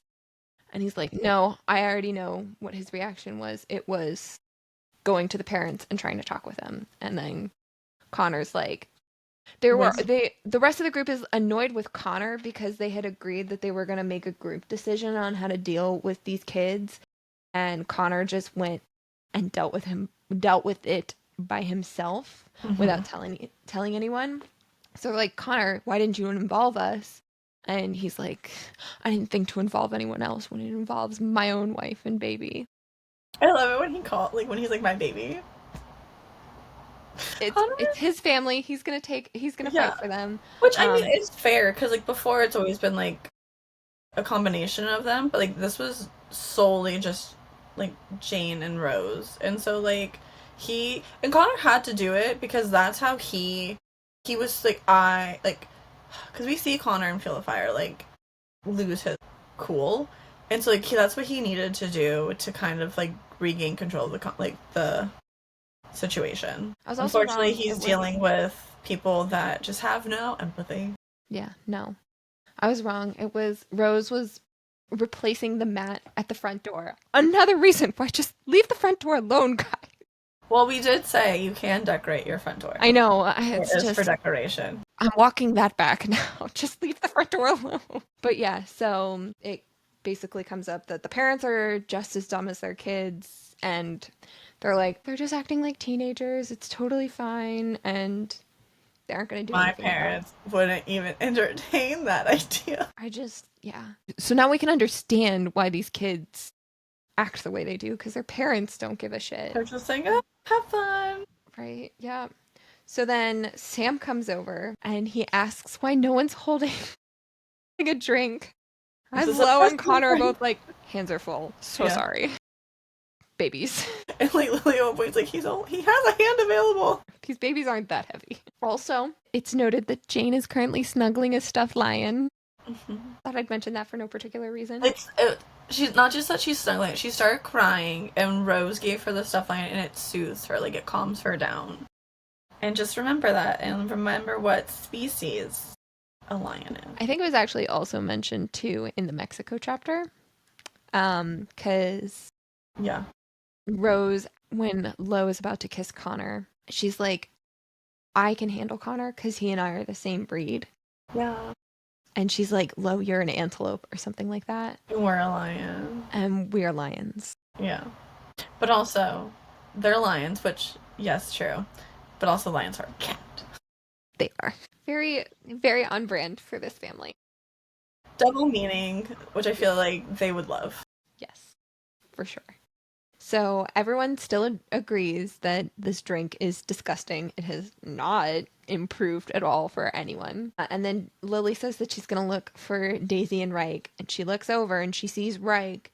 And she's so startled by this girl, this brunette Like girl. holding hands or something. That's And holding like, hands with Reich. but she's not blonde. Like, she's a brunette. Yeah, she's a brunette girl. And so Lily's like, oh my god, my god. I love how that's the end of the chapter. And you're just like, what? And then we get to the next What chapter and she's gender? like, it's just Lil. I forgot she dyed her hair brunette. Like, it's still taking me some time to get used to. Yeah. But yeah, Daisy has dyed her hair back to her natural color. Mm-hmm. And it's just jarring because She's been blonde for so seen long. Yeah, they haven't seen her with brown hair in a very long time. But Reich gets ready to climb for this promotional event. And Greg goes to stand beside Lily to watch. She's like, do you want to go stand with Mom? He's like, no, I'm good right here. Thank you, Greg. Isn't there a moment that like Lily's talking with Reich and Greg, and like because like Reich is like adamant that he's not going to use a harness or anything like that, and Yeah, like the ranger they're in a state park and the state park ranger wants him to have all of these safety measures in place and Reich is like, I signed a waiver. I'm not using a harness. Like I yeah, know the risks and everything like that. And like I mean the risk is like without using a harness, right, could die. Like he would fall and die. And so like that's a little jarring to hear. yeah, And this is a big moment for Greg and Reich's relationship yeah, because Greg's like, I if Reich says he can do it, we're not gonna push him. Like we're gonna trust Reich. yeah. And so like that's a nice little moment It is. for like their relationship Mm-hmm. because he like because like Greg's been a little teeter-tottering, but I think he's trying. He is. Definitely more than Samantha. Yes. Because then, yeah, he goes to stand beside Lily to watch this, and she and her dad talk about how much her addiction kind of affected him. And he actually apologizes. Samantha was giving backhanded apologies. Greg gives a true apology about the role that he has played in her past and how he just didn't pay attention to her enough when she was a child.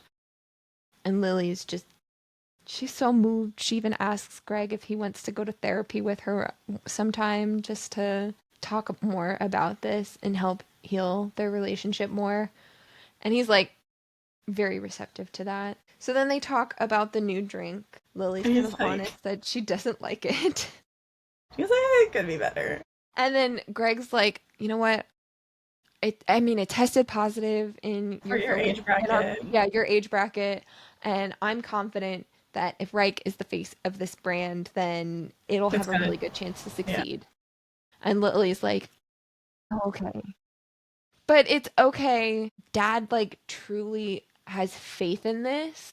Yeah. And it wasn't him trying to set Reich up to fail. Like he Yeah. actually wants Reich Reich to to succeed in succeed. this. Yeah. And so Reich like does his responsibilities and he has to chug the drink. He has to chug the Ziff, then he Yeah. climbs. And then he rappels down He chugs another one, then he at the repels top. down. Yeah. And they're all like, yay, woo. But when Reich like comes all the way down, like something is He's pale. yeah, like he is not well. He doesn't feel good. He like he and everyone comes rushing over and bottom line is Reich throws up I and no, I he love the line before that. It's and then it hits me. He chugged 2 bottles of Ziff. Disgusting, putrid, blood squall Ziff. Which I'd accidentally said when we were first introduced. My Freudian slip was I think of it as blood squall. it's okay, I said Jane's name early, so it's fine. And then but he throws up on Rose's shoes. Rose's feet. She's like, this is not happening. This This is is not happening. yeah. And like I think Connor passes Jane to Lily Yep. and like he has to like pick Rose up and like tend to Yeah, he picks her up, takes her away. which like honestly so valid. Like if that happened to me, I would have to scrub my entire body. Yeah. It As puke someone is who not has my thing. OCD with along with Rose, like I would be so unwell. Yeah. And then meanwhile, Daisy's trying to hold Reich up because he was just sick. He's not feeling well. And isn't Yeah. Sam Yeah. look alive, look alive? Yeah. Move the photographers away. We don't want any pictures of this. And once again, Greg, being Like a nicer human, is like, yeah. no, no. Like Let let's them get a get to doctor over him. here. Like Reich's the priority. Like let's not Yeah. worry about that. Like Yeah. let's make sure Reich's okay first. Which I'm like, good Greg, Thank good you. Greg, good Thank Greg. you. And then as all of this mayhem is happening around them, Lily feels like she and Lo are actually pillars that the others can kind of rely on. I mean, granted there were other people around and some of them were busy doing other things, but like Connor turned right to Lily and was like, "You're taking my baby. Like I trust you with this very important person in my Yeah. life while I Split tend to second this other decision. very important person." Yeah, it was like a just automatic. Like no thought. Just I trust you. I just looked at the notes for the next chapter. I hate this chapter. And what's this chapter? I don't remember. my notes. I remember as soon as you start talking about it, so just refresh my memory. I'm here to refresh your memory in this horrible chapter. Lo is currently in Connor's bedroom, and he's reading an email. Oh, yeah, okay. And it is... Connor has contacts with the media, so this is like a heads up to Connor that this is going to be coming out soon.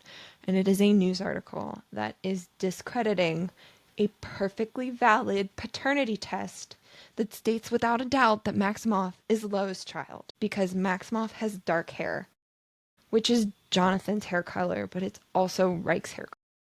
Which, hair color is a recessive trait. Like, you can have different hair colors than your parents. Like, it doesn't mean anything. And Reich is over here insisting that, like, listen, I don't care. Yeah. I'm okay. Like, we've faced these rumors before. We can get through this. And Lo's over here. I don't want my son confronting shit like this every damn day. It's bad enough that he has to live under a microscope.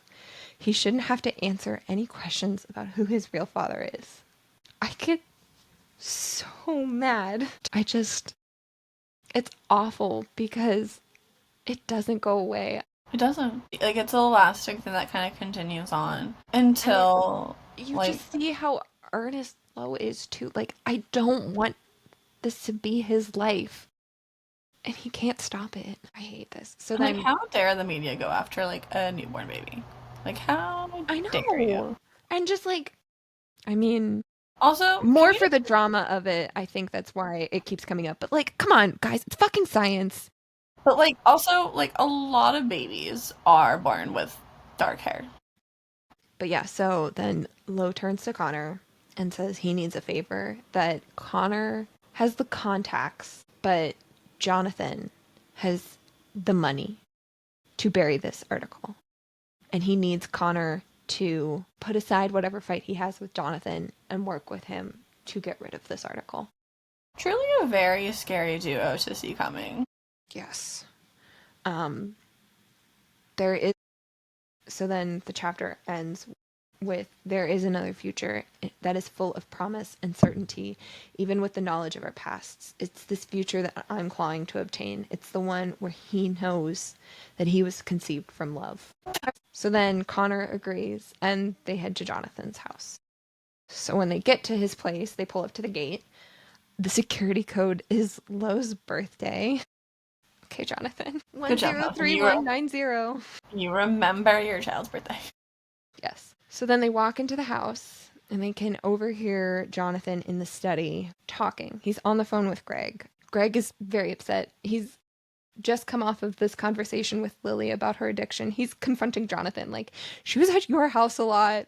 How could you let this happen? And Jonathan's like, Greg, it's your fault. But as they can't see him yet, but Lo can hear Jonathan, and he notices that there is a sharpness to Jonathan's voice that he recognizes. And then as he comes into view, it's very obvious what it is. And well, because he also hear, like, before he gets in there, he hears, like, glass and ice, like, clinking together. And he's like, it's just water and lime, kind of like how it was on the yacht. Yeah. And so he's really, really, like, nervous. He's trying to reassure himself. And then when he gets in to the office where Jonathan's talking, like, he zeroes in on the glass.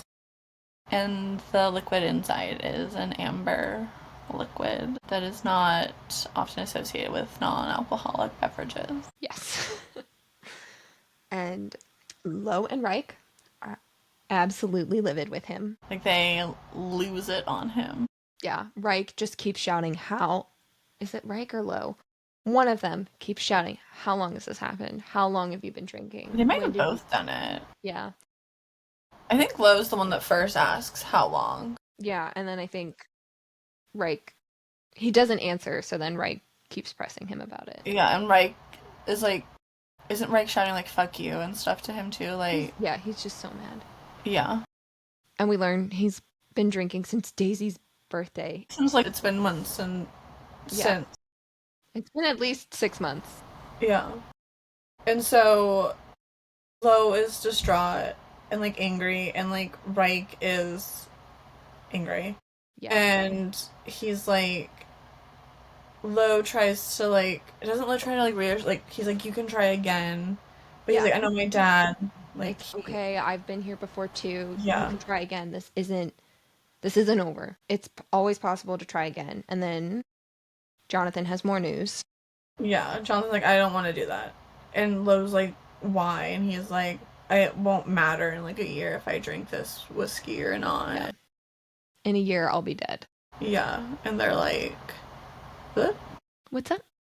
And we find out that Jonathan's addiction to alcohol is catching up to him, and he has like liver Cirrhosis? Yeah, it's cirrhosis. liver disease. Yeah, His liver I is was like, I failing. can't. Yeah, so his liver's failing, and Love's like, we can get a donor for you, and John's like, I'm so far down that list. Like, Yeah. it's not. I'm gonna be dead before I even get anywhere near the top. And Love's like reflects that, like, there are some things like Jonathan's money can't buy. Jonathan says that. He's like, there are just some things that money can't get you. Lo is just now, like, almost desperately thinking of, like, ways, because he doesn't want to lose his dad.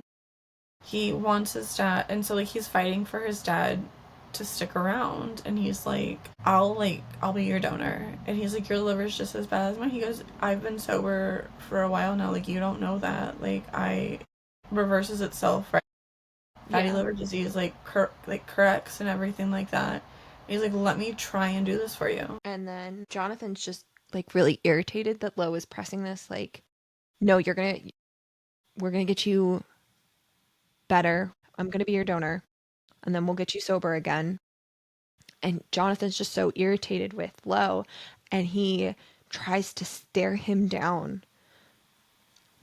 And Lo is strong enough that he does not flinch or back away at all. He can stand up to his father. That's big. It's huge. It's like it's never really happened before No. because I mean, even going into the house, Lo's having all these memories and everything, and like his dad we talked about is a trigger for him, and like I think back to like when they were at the girls' birthday parties, I'm like, would Lo feel like the need to drink if Jonathan hadn't been there, kind of thing, and so he so confronting his dad and like standing up to his dad and like especially like with like a tactic that's probably like made Lo crumble in the past is another growth moment for him. It is. And he's like kind of like he's stepping into that parent role that we've always like that we've been talking about since he's like started to wrap his head around being a dad. And now he's being the parent for his dad, essentially, by laying down, like, this is what we're going to do, and you're going to do it because I don't want my kid not to have his grandpa. Yeah. And even Jonathan also notes that Lo is different, and it's not just that he's physically older and looks Yeah. like Like, there's more to him than yeah, that. like, there's, like, a maturity and stuff that we've been recognizing for a while now. So then Jonathan grabs like 4 handles of whiskey That he had, like, under his desk or something. and he throws them in the trash. He's going to try again. And then Lo turns to see what Reich's reaction to this is, and he realizes that Reich's not in the room anymore. He's gone. So he tells Connor, talk with Jonathan about why we actually came here. I'm going to go find my brother. So Lo finds Reich. He is sitting out on the driveway crying. My poor raisin. And Lo's over here like, hey man, it's okay. Dad's gonna get sober again. I'm gonna be his donor. We've worked it out. And Reich is like still so distraught. Yeah. And he says, he told us he was dying, and the first thing I felt was relief. Yeah. You didn't even hesitate to help him, even when he didn't ask for it. You always think you're the bad guy, Lo, but you're not. You're fucking not. And Lo just says it's because he knows Jonathan better than him, and that's why he wants to help. And Reich points out, well, what if you're not a match? He's like the only other person that could be Yeah. is Reich, and Reich's like, I don't know if I would actually go through with it. Yeah. And this is what is so devastating to Reich, because he doesn't know if he can be that person to save his dad. And he says, in the back of your mind every day, when you have to fucking look at me, you'll be thinking the same thing. you'll think that I killed him. And here I thought my relationship with Daisy would ruin you and me. And, like, Lo tries to tell him, like, it won't happen, it won't happen. And Mike's like, yeah, we'll see. Yeah. And, like, I think, does Lo try to reassure him that, like, it's gonna be, like, he'll be okay either way? Yeah. Yeah. Lo really tries to tell Reich, it does not matter what your decision is. I'm doing this because he's my dad and I love him, and I'm going to do this for him, but I don't expect the same thing from you. Yeah, and, like... You had a different relationship with Jonathan, and I respect that. I understand that. Yeah, you have a different pain, too. Yeah. Than Yeah. Lo. So Lily and Lo are now at Hallway Comics. They're in the offices, which are right above Superheroes and Scones. I love the next sequence of things. So Lo is really quiet because he's waiting for the results from the hospital to hear if he's actually a viable donor for Jonathan. Yeah, he went earlier off page and got tested to see. Yeah. So then while Lily and Lo are talking, the Superheroes and Scones store manager, her name is Maya. We'll see more of her later. She comes in because she is asking about something, and Lily steps out of the office to talk with Maya, and Lo is gonna, I think Lo's like playing with Mafia a little and distracting himself. But Maya tells Lily that there's a girl downstairs who really wants to talk with Lo, and she's been around the store for like 2 weeks. Yeah, she keeps coming back. Yeah. She's very persistent. Lily steps into, like, protective Lily mode. She goes, it's not a really good time for Lo, but, like, maybe she'll be okay with just meeting me. Because, like, in Lily's mind, it's just a fan who wants to meet Lily and Lo and whatnot. And so she goes downstairs to meet the fan, and we see this girl. She's got light brown hair and large round glasses and a jean backpack. And she is just, like... She's, like, desperate to meet Lo. Yeah, she's like, Lily... She doesn't say this, but it's like, Lily, you're not enough. You are not who I am here for. And, like, Lily's like, this fan, and she goes, like, listen. Because she's like, is Lo here? Is, like, Lauren here? And she goes, like, no, but, like, I'm here. Like, you'll, like, yeah, like, it's, hi. And that's just not good enough. And so, like, she's like, will he be here tomorrow? Or, like, she's, like, trying to figure out when she can see Lo. And there's, like, a desperation to her. Yeah. Yes. And Lily's like, the best I can do is you can, like, he'll email you. And she, like, that was, like, fireworks. Like, she was like, that's perfect. Like, and so Lily's getting her everything to, like, write down her email and whatnot. Email. We learn what her email is before we find out anything else. So if you already know, yeah. It's Willow Bada Boom. And then she gives her email, and then she turns right back to comics. Like, this is a girl who loves comics. Like, she's gonna make the most of being in a comic book store. Yeah, she got what she wanted, but she's gonna, or kind of what she wanted. She's gonna go read some comics now. And, like, Lily kind of notes, I think, that she's like, it's not just like a fan of the show, or like she's like, there's something different to her. There's something different about her. Then there's, like, a ruckus. There's a ruckus Entering the comic book shop. And Maya makes a comment as, like, a few guys file in, and she's like, ugh, not them again, or something like that. She's like... Yeah. They've been in here twice before, and they always make a mess. Yeah. And so, like, Lily is like... She just sees that they're rowdy, so she's like, Lo, come down. Or she says, Lo, there are a bunch of rowdy guys. How would you handle this? She still doesn't really want to get him involved. He's still in the... He's going through a lot. Like, there's a lot of, like, she's not even trying to tap him in. It's just, let me know what you think. How should I handle this? How should we handle this? And Lo's like, I'm going to come down with Mafi and Right. Yeah. And we'll take care of it. And Lily's like, right. Yeah. When he's like, yeah, I texted him and he's in town. But if you think about the deeper meaning behind it, Reich is Lo's sober coach. Mm-hmm. And he usually calls Reich when he's feeling like he needs to drink. So just thinking about the fact that this was a moment where Lo reached out. I don't love that that's Lo's headspace. But he did reach out, so again, it's like growth. Yes, it just hurts to know that he's feeling so down about all of this.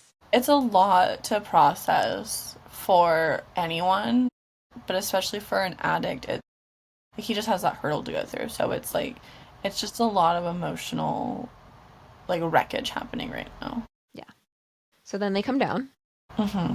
and they turn to Lily and they're like, we know those guys.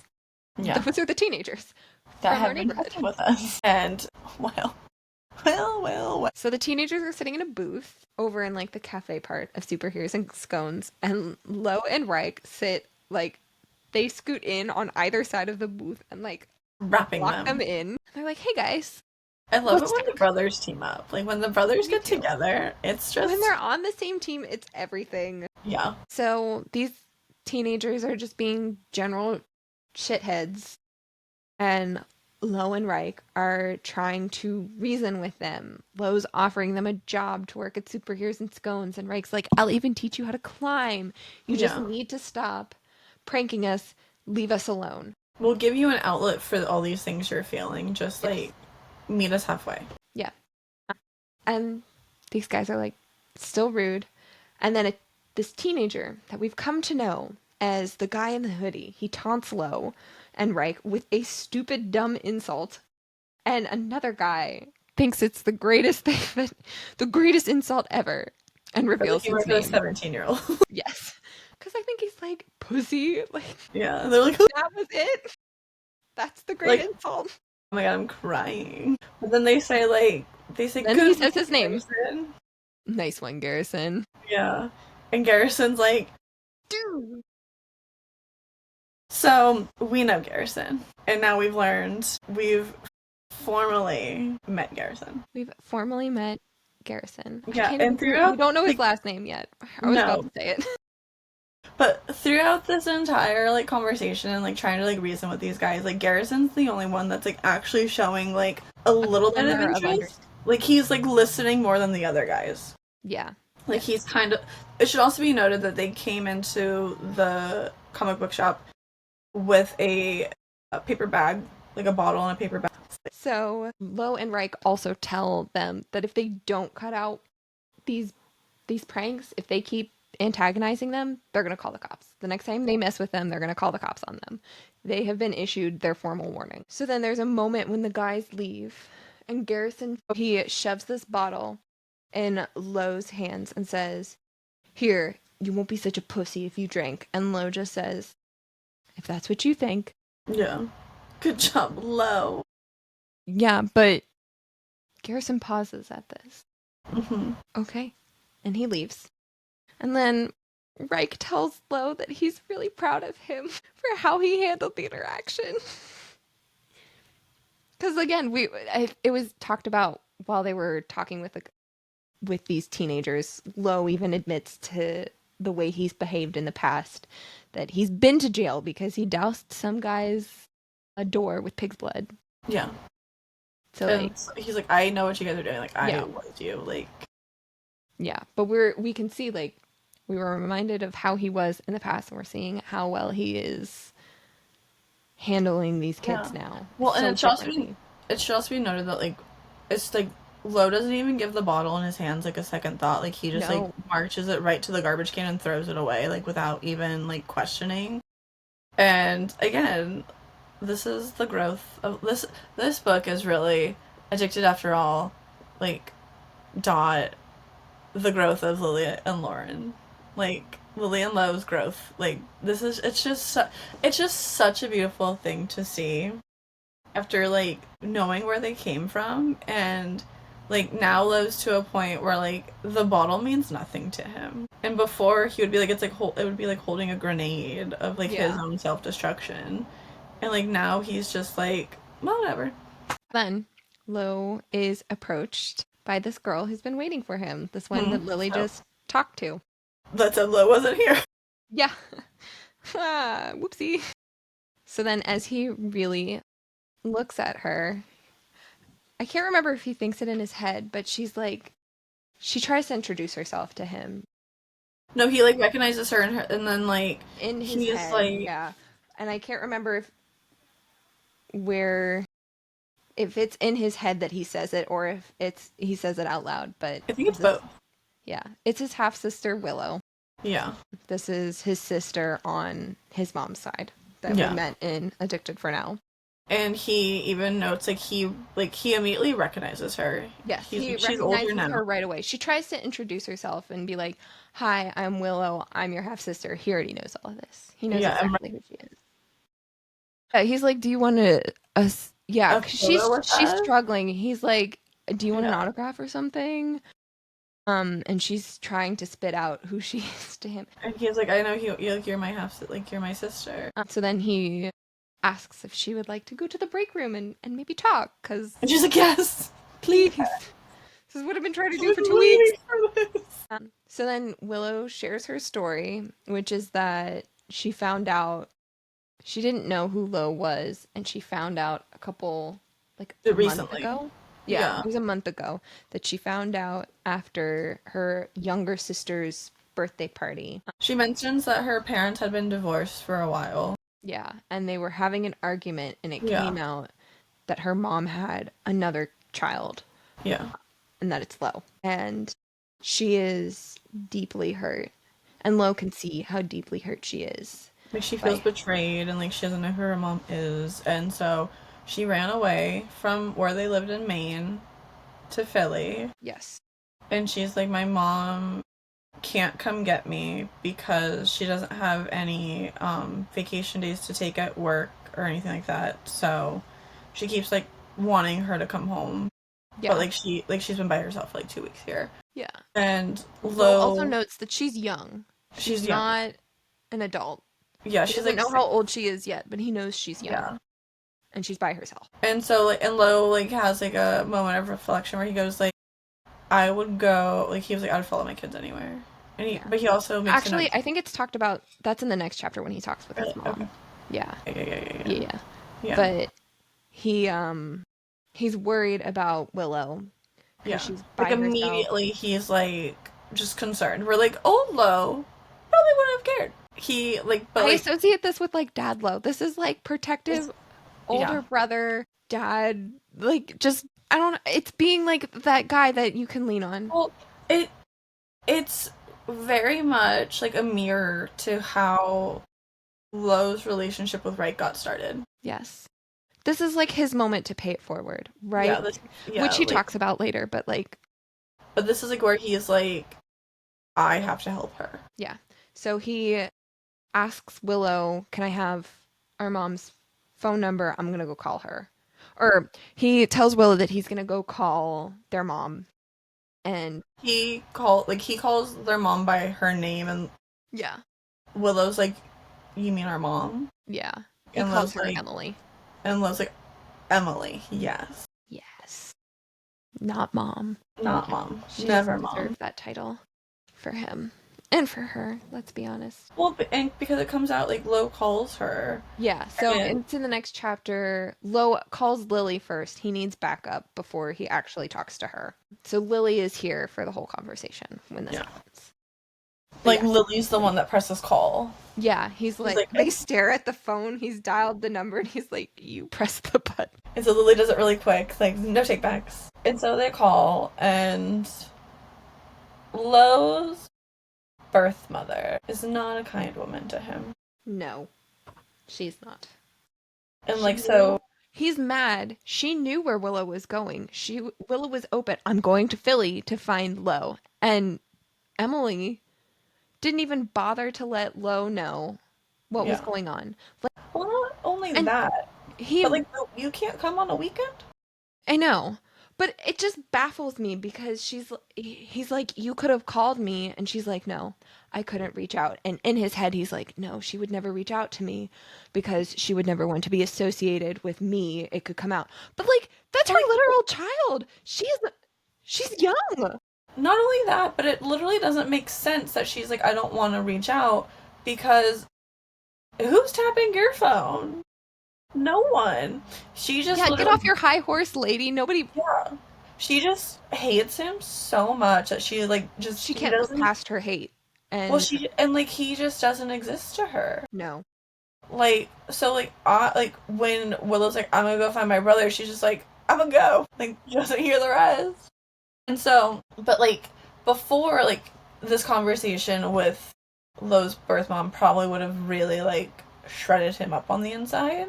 Yeah, it shredded him up after he went to talk with her the first time. He comes Yeah. back from his trip up there and he was in a bar, or he wasn't in a bar. He went to a bar parking lot Yeah. and called Lily. And so, like, but, like, he doesn't even care about himself in this scenario. He's like, it's all about Willow, and he's like, this is your literal child. And he's like, I would, like, I would go to the ends of the earth to, like, chase my children if they ran away. He does make a note that he does have the monetary means to do it, and he doesn't know her financial situation at all. But also, you're not that far from Maine. Like, Emily, you could have gone on a weekend to get your child. I know. But I think also she might not want to Yeah, go it's not just that. It's more than that. She can't even bring herself to be in proximity to, to yeah, them. like she just, which is so sad because you're missing out on a wonderful human. I know. But Lo offers to fly her down to talk with Willow, and then they'll figure out what is going to happen. Wonderful human. Yes. And in this conversation, Emily accuses Willow of chasing fame. That's the reason she's down there, that she just found out that she has this famous brother and she wants to go meet him. And Lo's over here like, no, I know exactly the pain that Willow is feeling and that he freaking warned Emily about Yeah. years ago. He was like, you need to tell them that they have that they have a brother out there. I've Yeah. been through this pain. And he told her this years ago. Yeah, and she just didn't want to hear it. Also, it's really crazy that she, who knows her own child, would be like, Willow of all people is like obsessed with like having like a famous brother and is chasing fame. This girl just wants peace. She just You wants don't know some your own quiet time. child. Come on. Like, she just wants to read her comics, have a little fun, but like, Yeah, I know. Did we see her super starstruck when she went and met Lily, who is no. arguably like one of the most famous women in the country right now? Yeah, like, didn't She was like, matter. I just need to, yeah, I just She's need like, to speak I with just this want to meet guy. my brother. Yeah. I just, like, she wants to meet the person that she's never gotten to know. Like, her family grew by another person. Like, that's, like, kind of, like, earth shattering. Yeah. So then they agree. Emily's gonna fly down. They hang For, up. like, not even 24 hours. Like, that's, like, too Yeah. long for her to, like, he's like, oh, you'll land in the morning and I'll fly you out that evening. Like, just let me Yeah. know what day works for you. And when they And hang then she up, says, I Lily's think like, I have one day, like, I have one, like, work day to take off. I'm like, ma'am? yeah. So then they hang up, and Lily tells Lo, I want to apologize for her meanness to you, but I don't know how.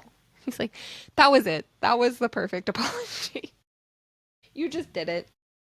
And then they exit the bathroom, and Lily immediately is trying to cover Lo's eyes because They go back to go where, back to the break room. yeah, where Reich is watching Moffy and where Willow is also at. And if you listened to, was it the previous episodes? I don't remember which one it is. I think it might have been in one. Yeah, no, I think it was in two. Lo doesn't like creases in his comics. It's very protective of his comics. And All comics, actually. We've all determined comics, it's not all just his. comics. So, what is happening in the room right now is a grave sin. He's using the phrase is he's using the comic book like a damn maraca. And so Reich, while they were gone, gave Moffy a comic book to entertain him. Moffy is like literally like just grabbing it and just having fun, like, because like, I mean, I don't know if you guys have ever held a comic, but comics make a really fun sound. Like the paper's different, and like that's like a tactile for like a child, I would believe. And like so they're like, he's like fascinated with it, and Reich's just sitting there so unbothered, like not even realizing like the heart attack like Lo is having. And Lily's trying to avert his gaze so he's Yeah. not witnessing this desecration. Yeah. And he's like, what are you doing? I'm being a great babysitter right now. What's wrong? You see him crying? No. He's having a great time. And they're like, the comic is ruined. Yeah, you're in a comic book full of toys and plushies. You could have given like, any of them. In Mike's defense, comic book toys are not newborn safe. He picked a safer option than a swallowing hazard. So true. Like, Good right? job, Mike. He Right? saw the baby CPR. He learned everything he needed. He is a great babysitter. But then Lo tells Willow the plan that her mom's going to come down and talk with her. And then he asks how old she is. We finally hear she's 17. She's not an adult. She's still a minor at this point. Um, but it's also only 2 years younger than Daisy. So he's like, you know what, Daisy could show you around the city, and you Well, can because Willow's also running out of money, and she mentioned yes in the previous chapter that she's been staying in a motel, and like that really concerns Lo. So Lo's like, would you like to come back to stay in one of our guest rooms at the house, or I can put you up in a hotel, whichever one you're more comfortable with. And again, this is how much Willow doesn't care about the famous family. She's like, I don't want to impose on you guys, like, our yeah, like, I'll take the hotel option. yeah, like I'm not gonna I'm not gonna throw off your groove or anything like that. She's like, I'm so like that's a better option.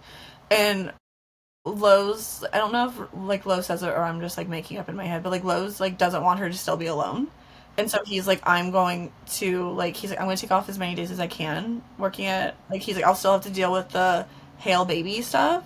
But Yeah. he's like, as the owner of the comic book publishing, like, he's Yeah. like, I can afford to take some time off. He goes, that's a great, like, thing for me. But he's like, also Daisy can hang out with you. And she goes, no. She's like, she's so much more adventurous than me. Like, I don't Yeah. ride motorcycles. They're so scary. And Lily's like, oh my god, I also think motorcycles are so scary. She goes, I mean, I've never been on one, but like they look really scary. She goes, I've never been on one either, but they are really scary. And like Reich's like, Daisy would love to hang out with you. Yes. She does Like, not care. She will be happy to do whatever makes you happy or something yeah, like she that. would be more than willing to like do anything. And that's just really fun to like keep in mind for like later on. Yeah, Daisy won't care that you're not into bikes. She'd honestly do anything you want. Yeah. And then Lo offers to take her to lunch, and this is the moment where he says that Reich was an incredible big brother to him. This is his moment to pay it forward, where he can be the big brother, which is something that He's already doing Alan, such a great job. yes, Alan almost slipped up. Like, I've been trying to keep it. I It's know fun. everyone knows who these people are at this point, but I'm trying to Well, keep it not as everyone. You could get someone who is trying to see if they want to read it. exactly. So she was like, so I'll give her moment. She says that Lo was made to be a big brother. And Well, now we get to see him step into big brother mode. like Lo was made to be so giving and so loving and caring to like the people he cares about. He was just, yeah, it just took him a little longer to find his people that he Well, he could not share his only love that, but with. he needed like he had such a tumultuous upbringing too that like he couldn't love anyone till he loved himself. Like, right? Like it's Hmm. that like saying that like everyone says. And so like he had to kind of go through his own journey to get to this point. But like once he's there, and like Lo has just such a big heart. He does. And like it's beautiful that he now can recognize that so then he can give it. Next chapter, Lily and Lo have just finished having sex. Even as I come down from an epic climax, I ache for more, per the usual. But I've learned to wait until tomorrow or the morning. I I'm love so it. proud Like of you. that was like when I read that I was like, yeah, you did. Like look at you. So then Lo says October 10th, and we learn that they've decided on a wedding date. It's going to be October 10th. And Lily is a little hesitant. She's like, are you sure? Because the board is going to pick who the CEO is on October 1st. But Lo's like, I don't care. Nothing, no decision, nothing in the world is going to ruin this day for us. It's going to be a beautiful day regardless of whatever decision comes up, whatever decision is made. Mm-hmm. And then Lo gets a call from the hospital, and he finds out that he is not a match for Yeah. Jonathan. So he sends a text to Reich. Just got the news. I can't donate. Please don't feel obligated to do this. I Mm-hmm. love you no matter what. He sends the text and he says, there, it's over. You and me and Maximoff, we're going to make new beginnings. No sad endings, love. Those aren't meant for us. There's a a more definitive moment of acknowledging that they deserve happiness, that they deserve so much more than they ever thought they did. And I love that they're so accepting of it right now. That even in this horrible low moment where Lo is, I can't save my dad. I am not going to be the person to save my dad, and I don't know if my brother will be able to do it if he feels like he's comfortable doing it. It's okay. I have my family. Yeah. So now it's September 19th.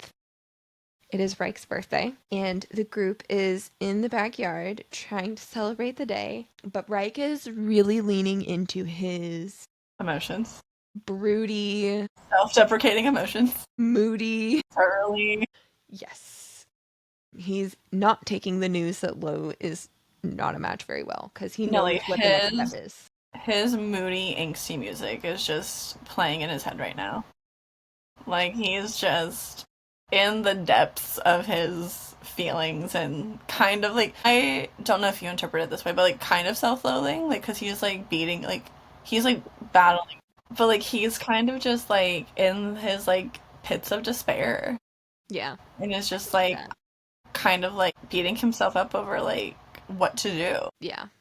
He's always said that his dad, like, he doesn't want to be that person that's constantly saving his dad. He's had to be the yes kid to his dad for so long, and his mom, but I think more his mom. But he's had to hide who he was. He had to try and protect Jonathan's reputation.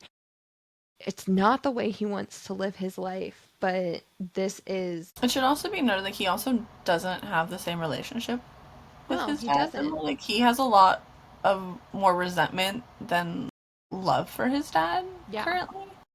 Like, because this is pure, like, this self-loathing is, I think, more geared towards I want how it affects Lo. my brother to be happy, and I want to not save, but like I want to maintain our relationship as his much as I possibly loyalty can, and this is going to be some awful wedge between us. to be a dark cloud. Yeah. And Also, while they're out in the backyard, Lily and Maximoff are wearing matching Wampa caps. Yeah, they are. Rose knitted him his very own baby Wampa cat. Freaking cute. But so Lily asks Reich, do you want to open presents right now? And he's continuing to be moody. He does not want to open gifts. He's like talking in like grunts and like. Yeah. And Lo has had enough. Yeah. You're not dying today. We're all alive right now, Reich. Maybe in a year, Dad won't be around, but it doesn't mean we'll stop moving. Out of everyone, you taught me that. Don't look back. Just go forward. Run through quicksand. So pick up your feet, man. Just go forward. Every time I see forward, forward and onward. Forward and onward, Reich. Come on. We can do it. So that gets to him, that Reich, yes, you're right. You're using my own words against me. You're right. And they hug. And Lily's watching this, and she says they've been to hell and back for each other, and I think they'd both be willing to take a second trip if they had to. Lo always poked fun at me for having 3 sisters, citing all the extra added drama. He thought being an only child was easier, better. But I can tell that he wouldn't trade Reich. This is just my crying episode. I hope everyone's enjoying it. I have picked out all of these quotes. I mean, they're beautiful, amazing, like so, like such important quotes. I think about this as I don't have time.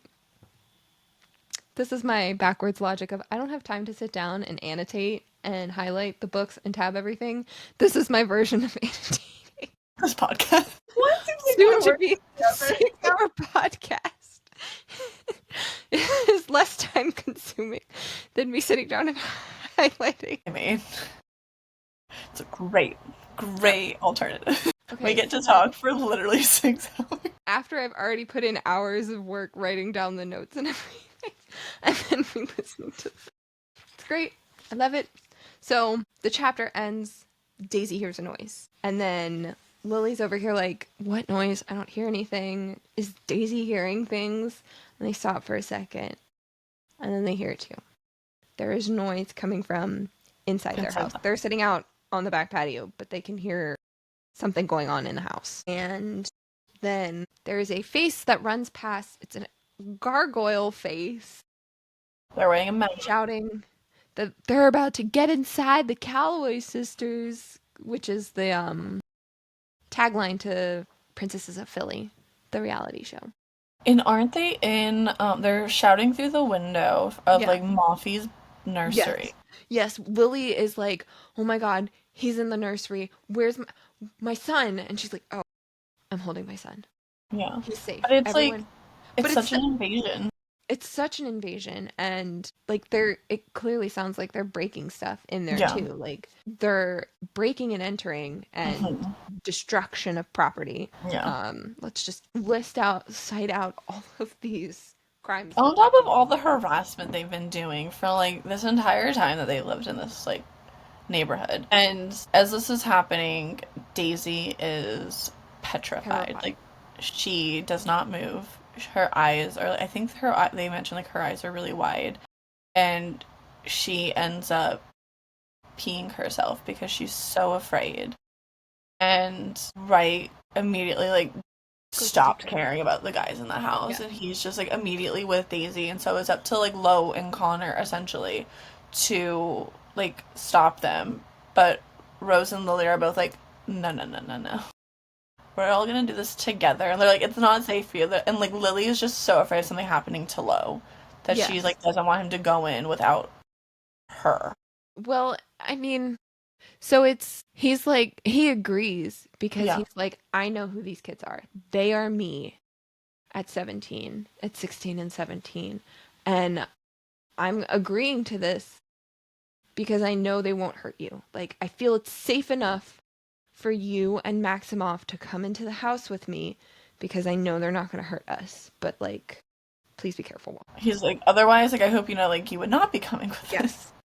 Any other instance. So Reich and Daisy leave, and the other four go into the house. And as they walk in, you can see the destruction that these children have wrought upon their house. They have a knife because the sofa is torn to shreds. So I think someone says they're idiots, and Rose is like, they're idiots with knives. Yeah. But Lo spots one of the kids, and he's like, I'm going to go after him. And it's Connor's right there, and he's like, yeah, go do it. I believe that you can go get them. Connor's not running out over for backup or taking charge. He's letting Lo handle this. So Lo chases after this one kid and captures one of them. The rest escape, but he still has this one kid. The guy's like, wait, don't leave me, come back. What are you doing? Like, his friends have no loyalty. Like, no, not at all. Like, no. So then he brings him down to the group. I mean, the scene is not funny, but I love Rose, you little penis. And Lo's like, really? And like, it should also be like noted, like during this entire time, like Lo kind of thinks he has like Garrison. Like he kind of notices like there's like some kind of like, right? Like, did you interpret it that way? That's right. He pulls off his mask and his mouth falls open a little bit. But he's not Garrison. So, but Rose calling him a little Rose penis. calls him a little penis. And then Connor's like, it's fine. We don't need to chase after the rest of this group because this kid right here, he's going to rat out his friends. And he's like, no, I'm not. And then Connor freaking lays down the law. Yeah. And spells out what his future is going to look like. And Lo, I think, is watching Connor say this. And then he turns to the kid by the end. And this kid is just crying because Connor has just painted this very bleak future for him. Yeah. Basically, the kid has no future. Essentially. Like, no one in his, like, social circle, no schools will want him. No, like, he's just, like, he's done. And, like, was it worth it? And the kid's realizing in this moment, like, no, not really. But you know what? You were warned. They said, you mess with us, we're going to call the cops. And so they decided to amp it up and make it, like, actually a crime. They're like, let's give you an actual reason to get us. Especially when they're home. Like, well, I mean, I guess if they were in the backyard, maybe they thought they weren't home. Well, I'm not giving these teenagers that credit. These teenagers were not smart. They're not. So the cops arrive, and this kid surrenders himself, Connor offers to talk to the police first, and then Lo goes to comfort Lily because that kind of scared her. She was like, he says, I lost you there for a second or something like that. What does he say? I disappeared there for a moment, didn't I? And it scared her a little bit, but he's like, don't worry, I'm not going anywhere. Lily and Lo, we're gonna make it in the end. Yeah, they are. I smile wide because I can see it now. God, I can see it. I can see it too. I can't see your ending because it just keeps going, but I can see your... They are eternal. Forever. So then after the cops have gone, we learn the names of all of the guys that were in the house, and it's noted that none of them were Garrison. He is not in the house.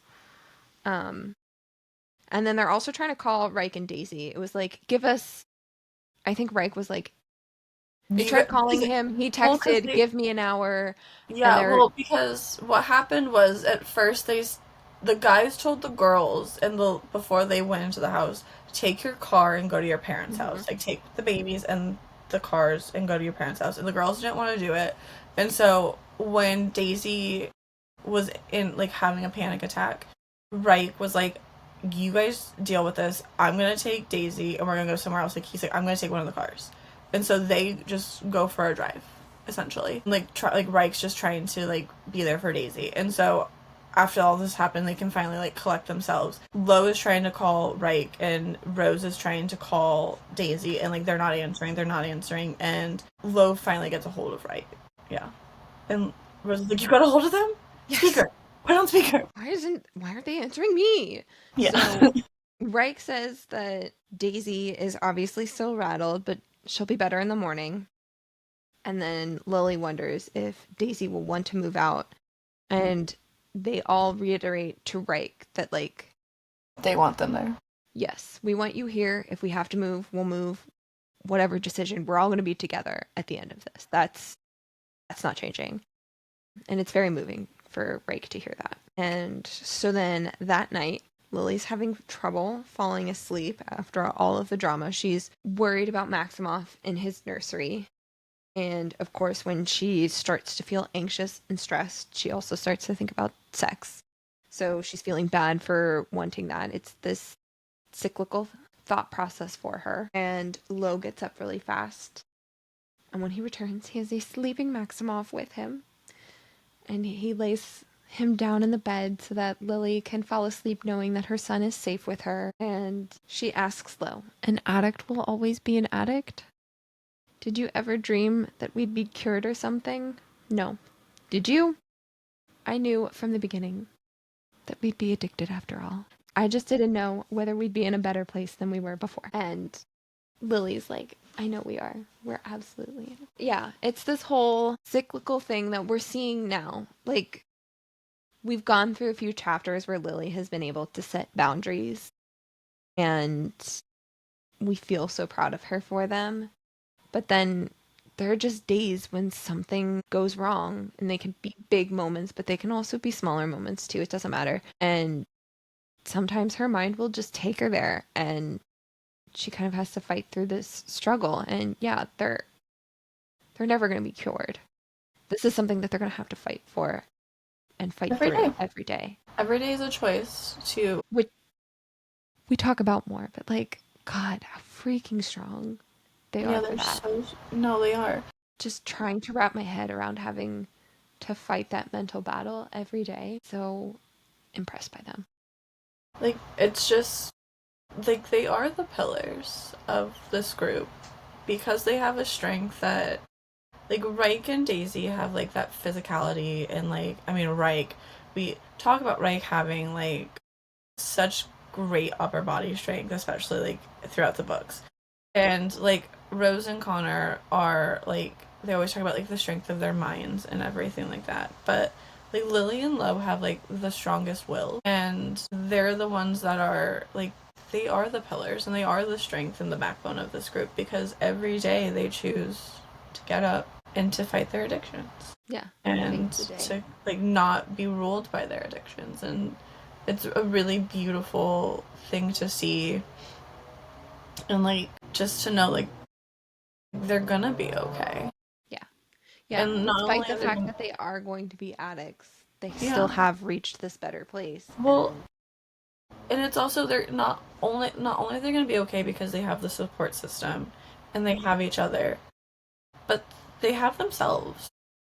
And like the battle always starts from within. And for them to get to a place where they can like recognize this and like kind of like fight through it is such a huge like hurdle for them to have accomplished. And we're just really proud of our Lilo. So we're going to end part 3 of the Addicted After All discussion here. Sarah and I just clearly have a whole lot to say about this book. So we will pick up once more for part 4 of the Addicted After All discussion next week. Until then, continue to stay addicted to Krista and Becca's writing like us.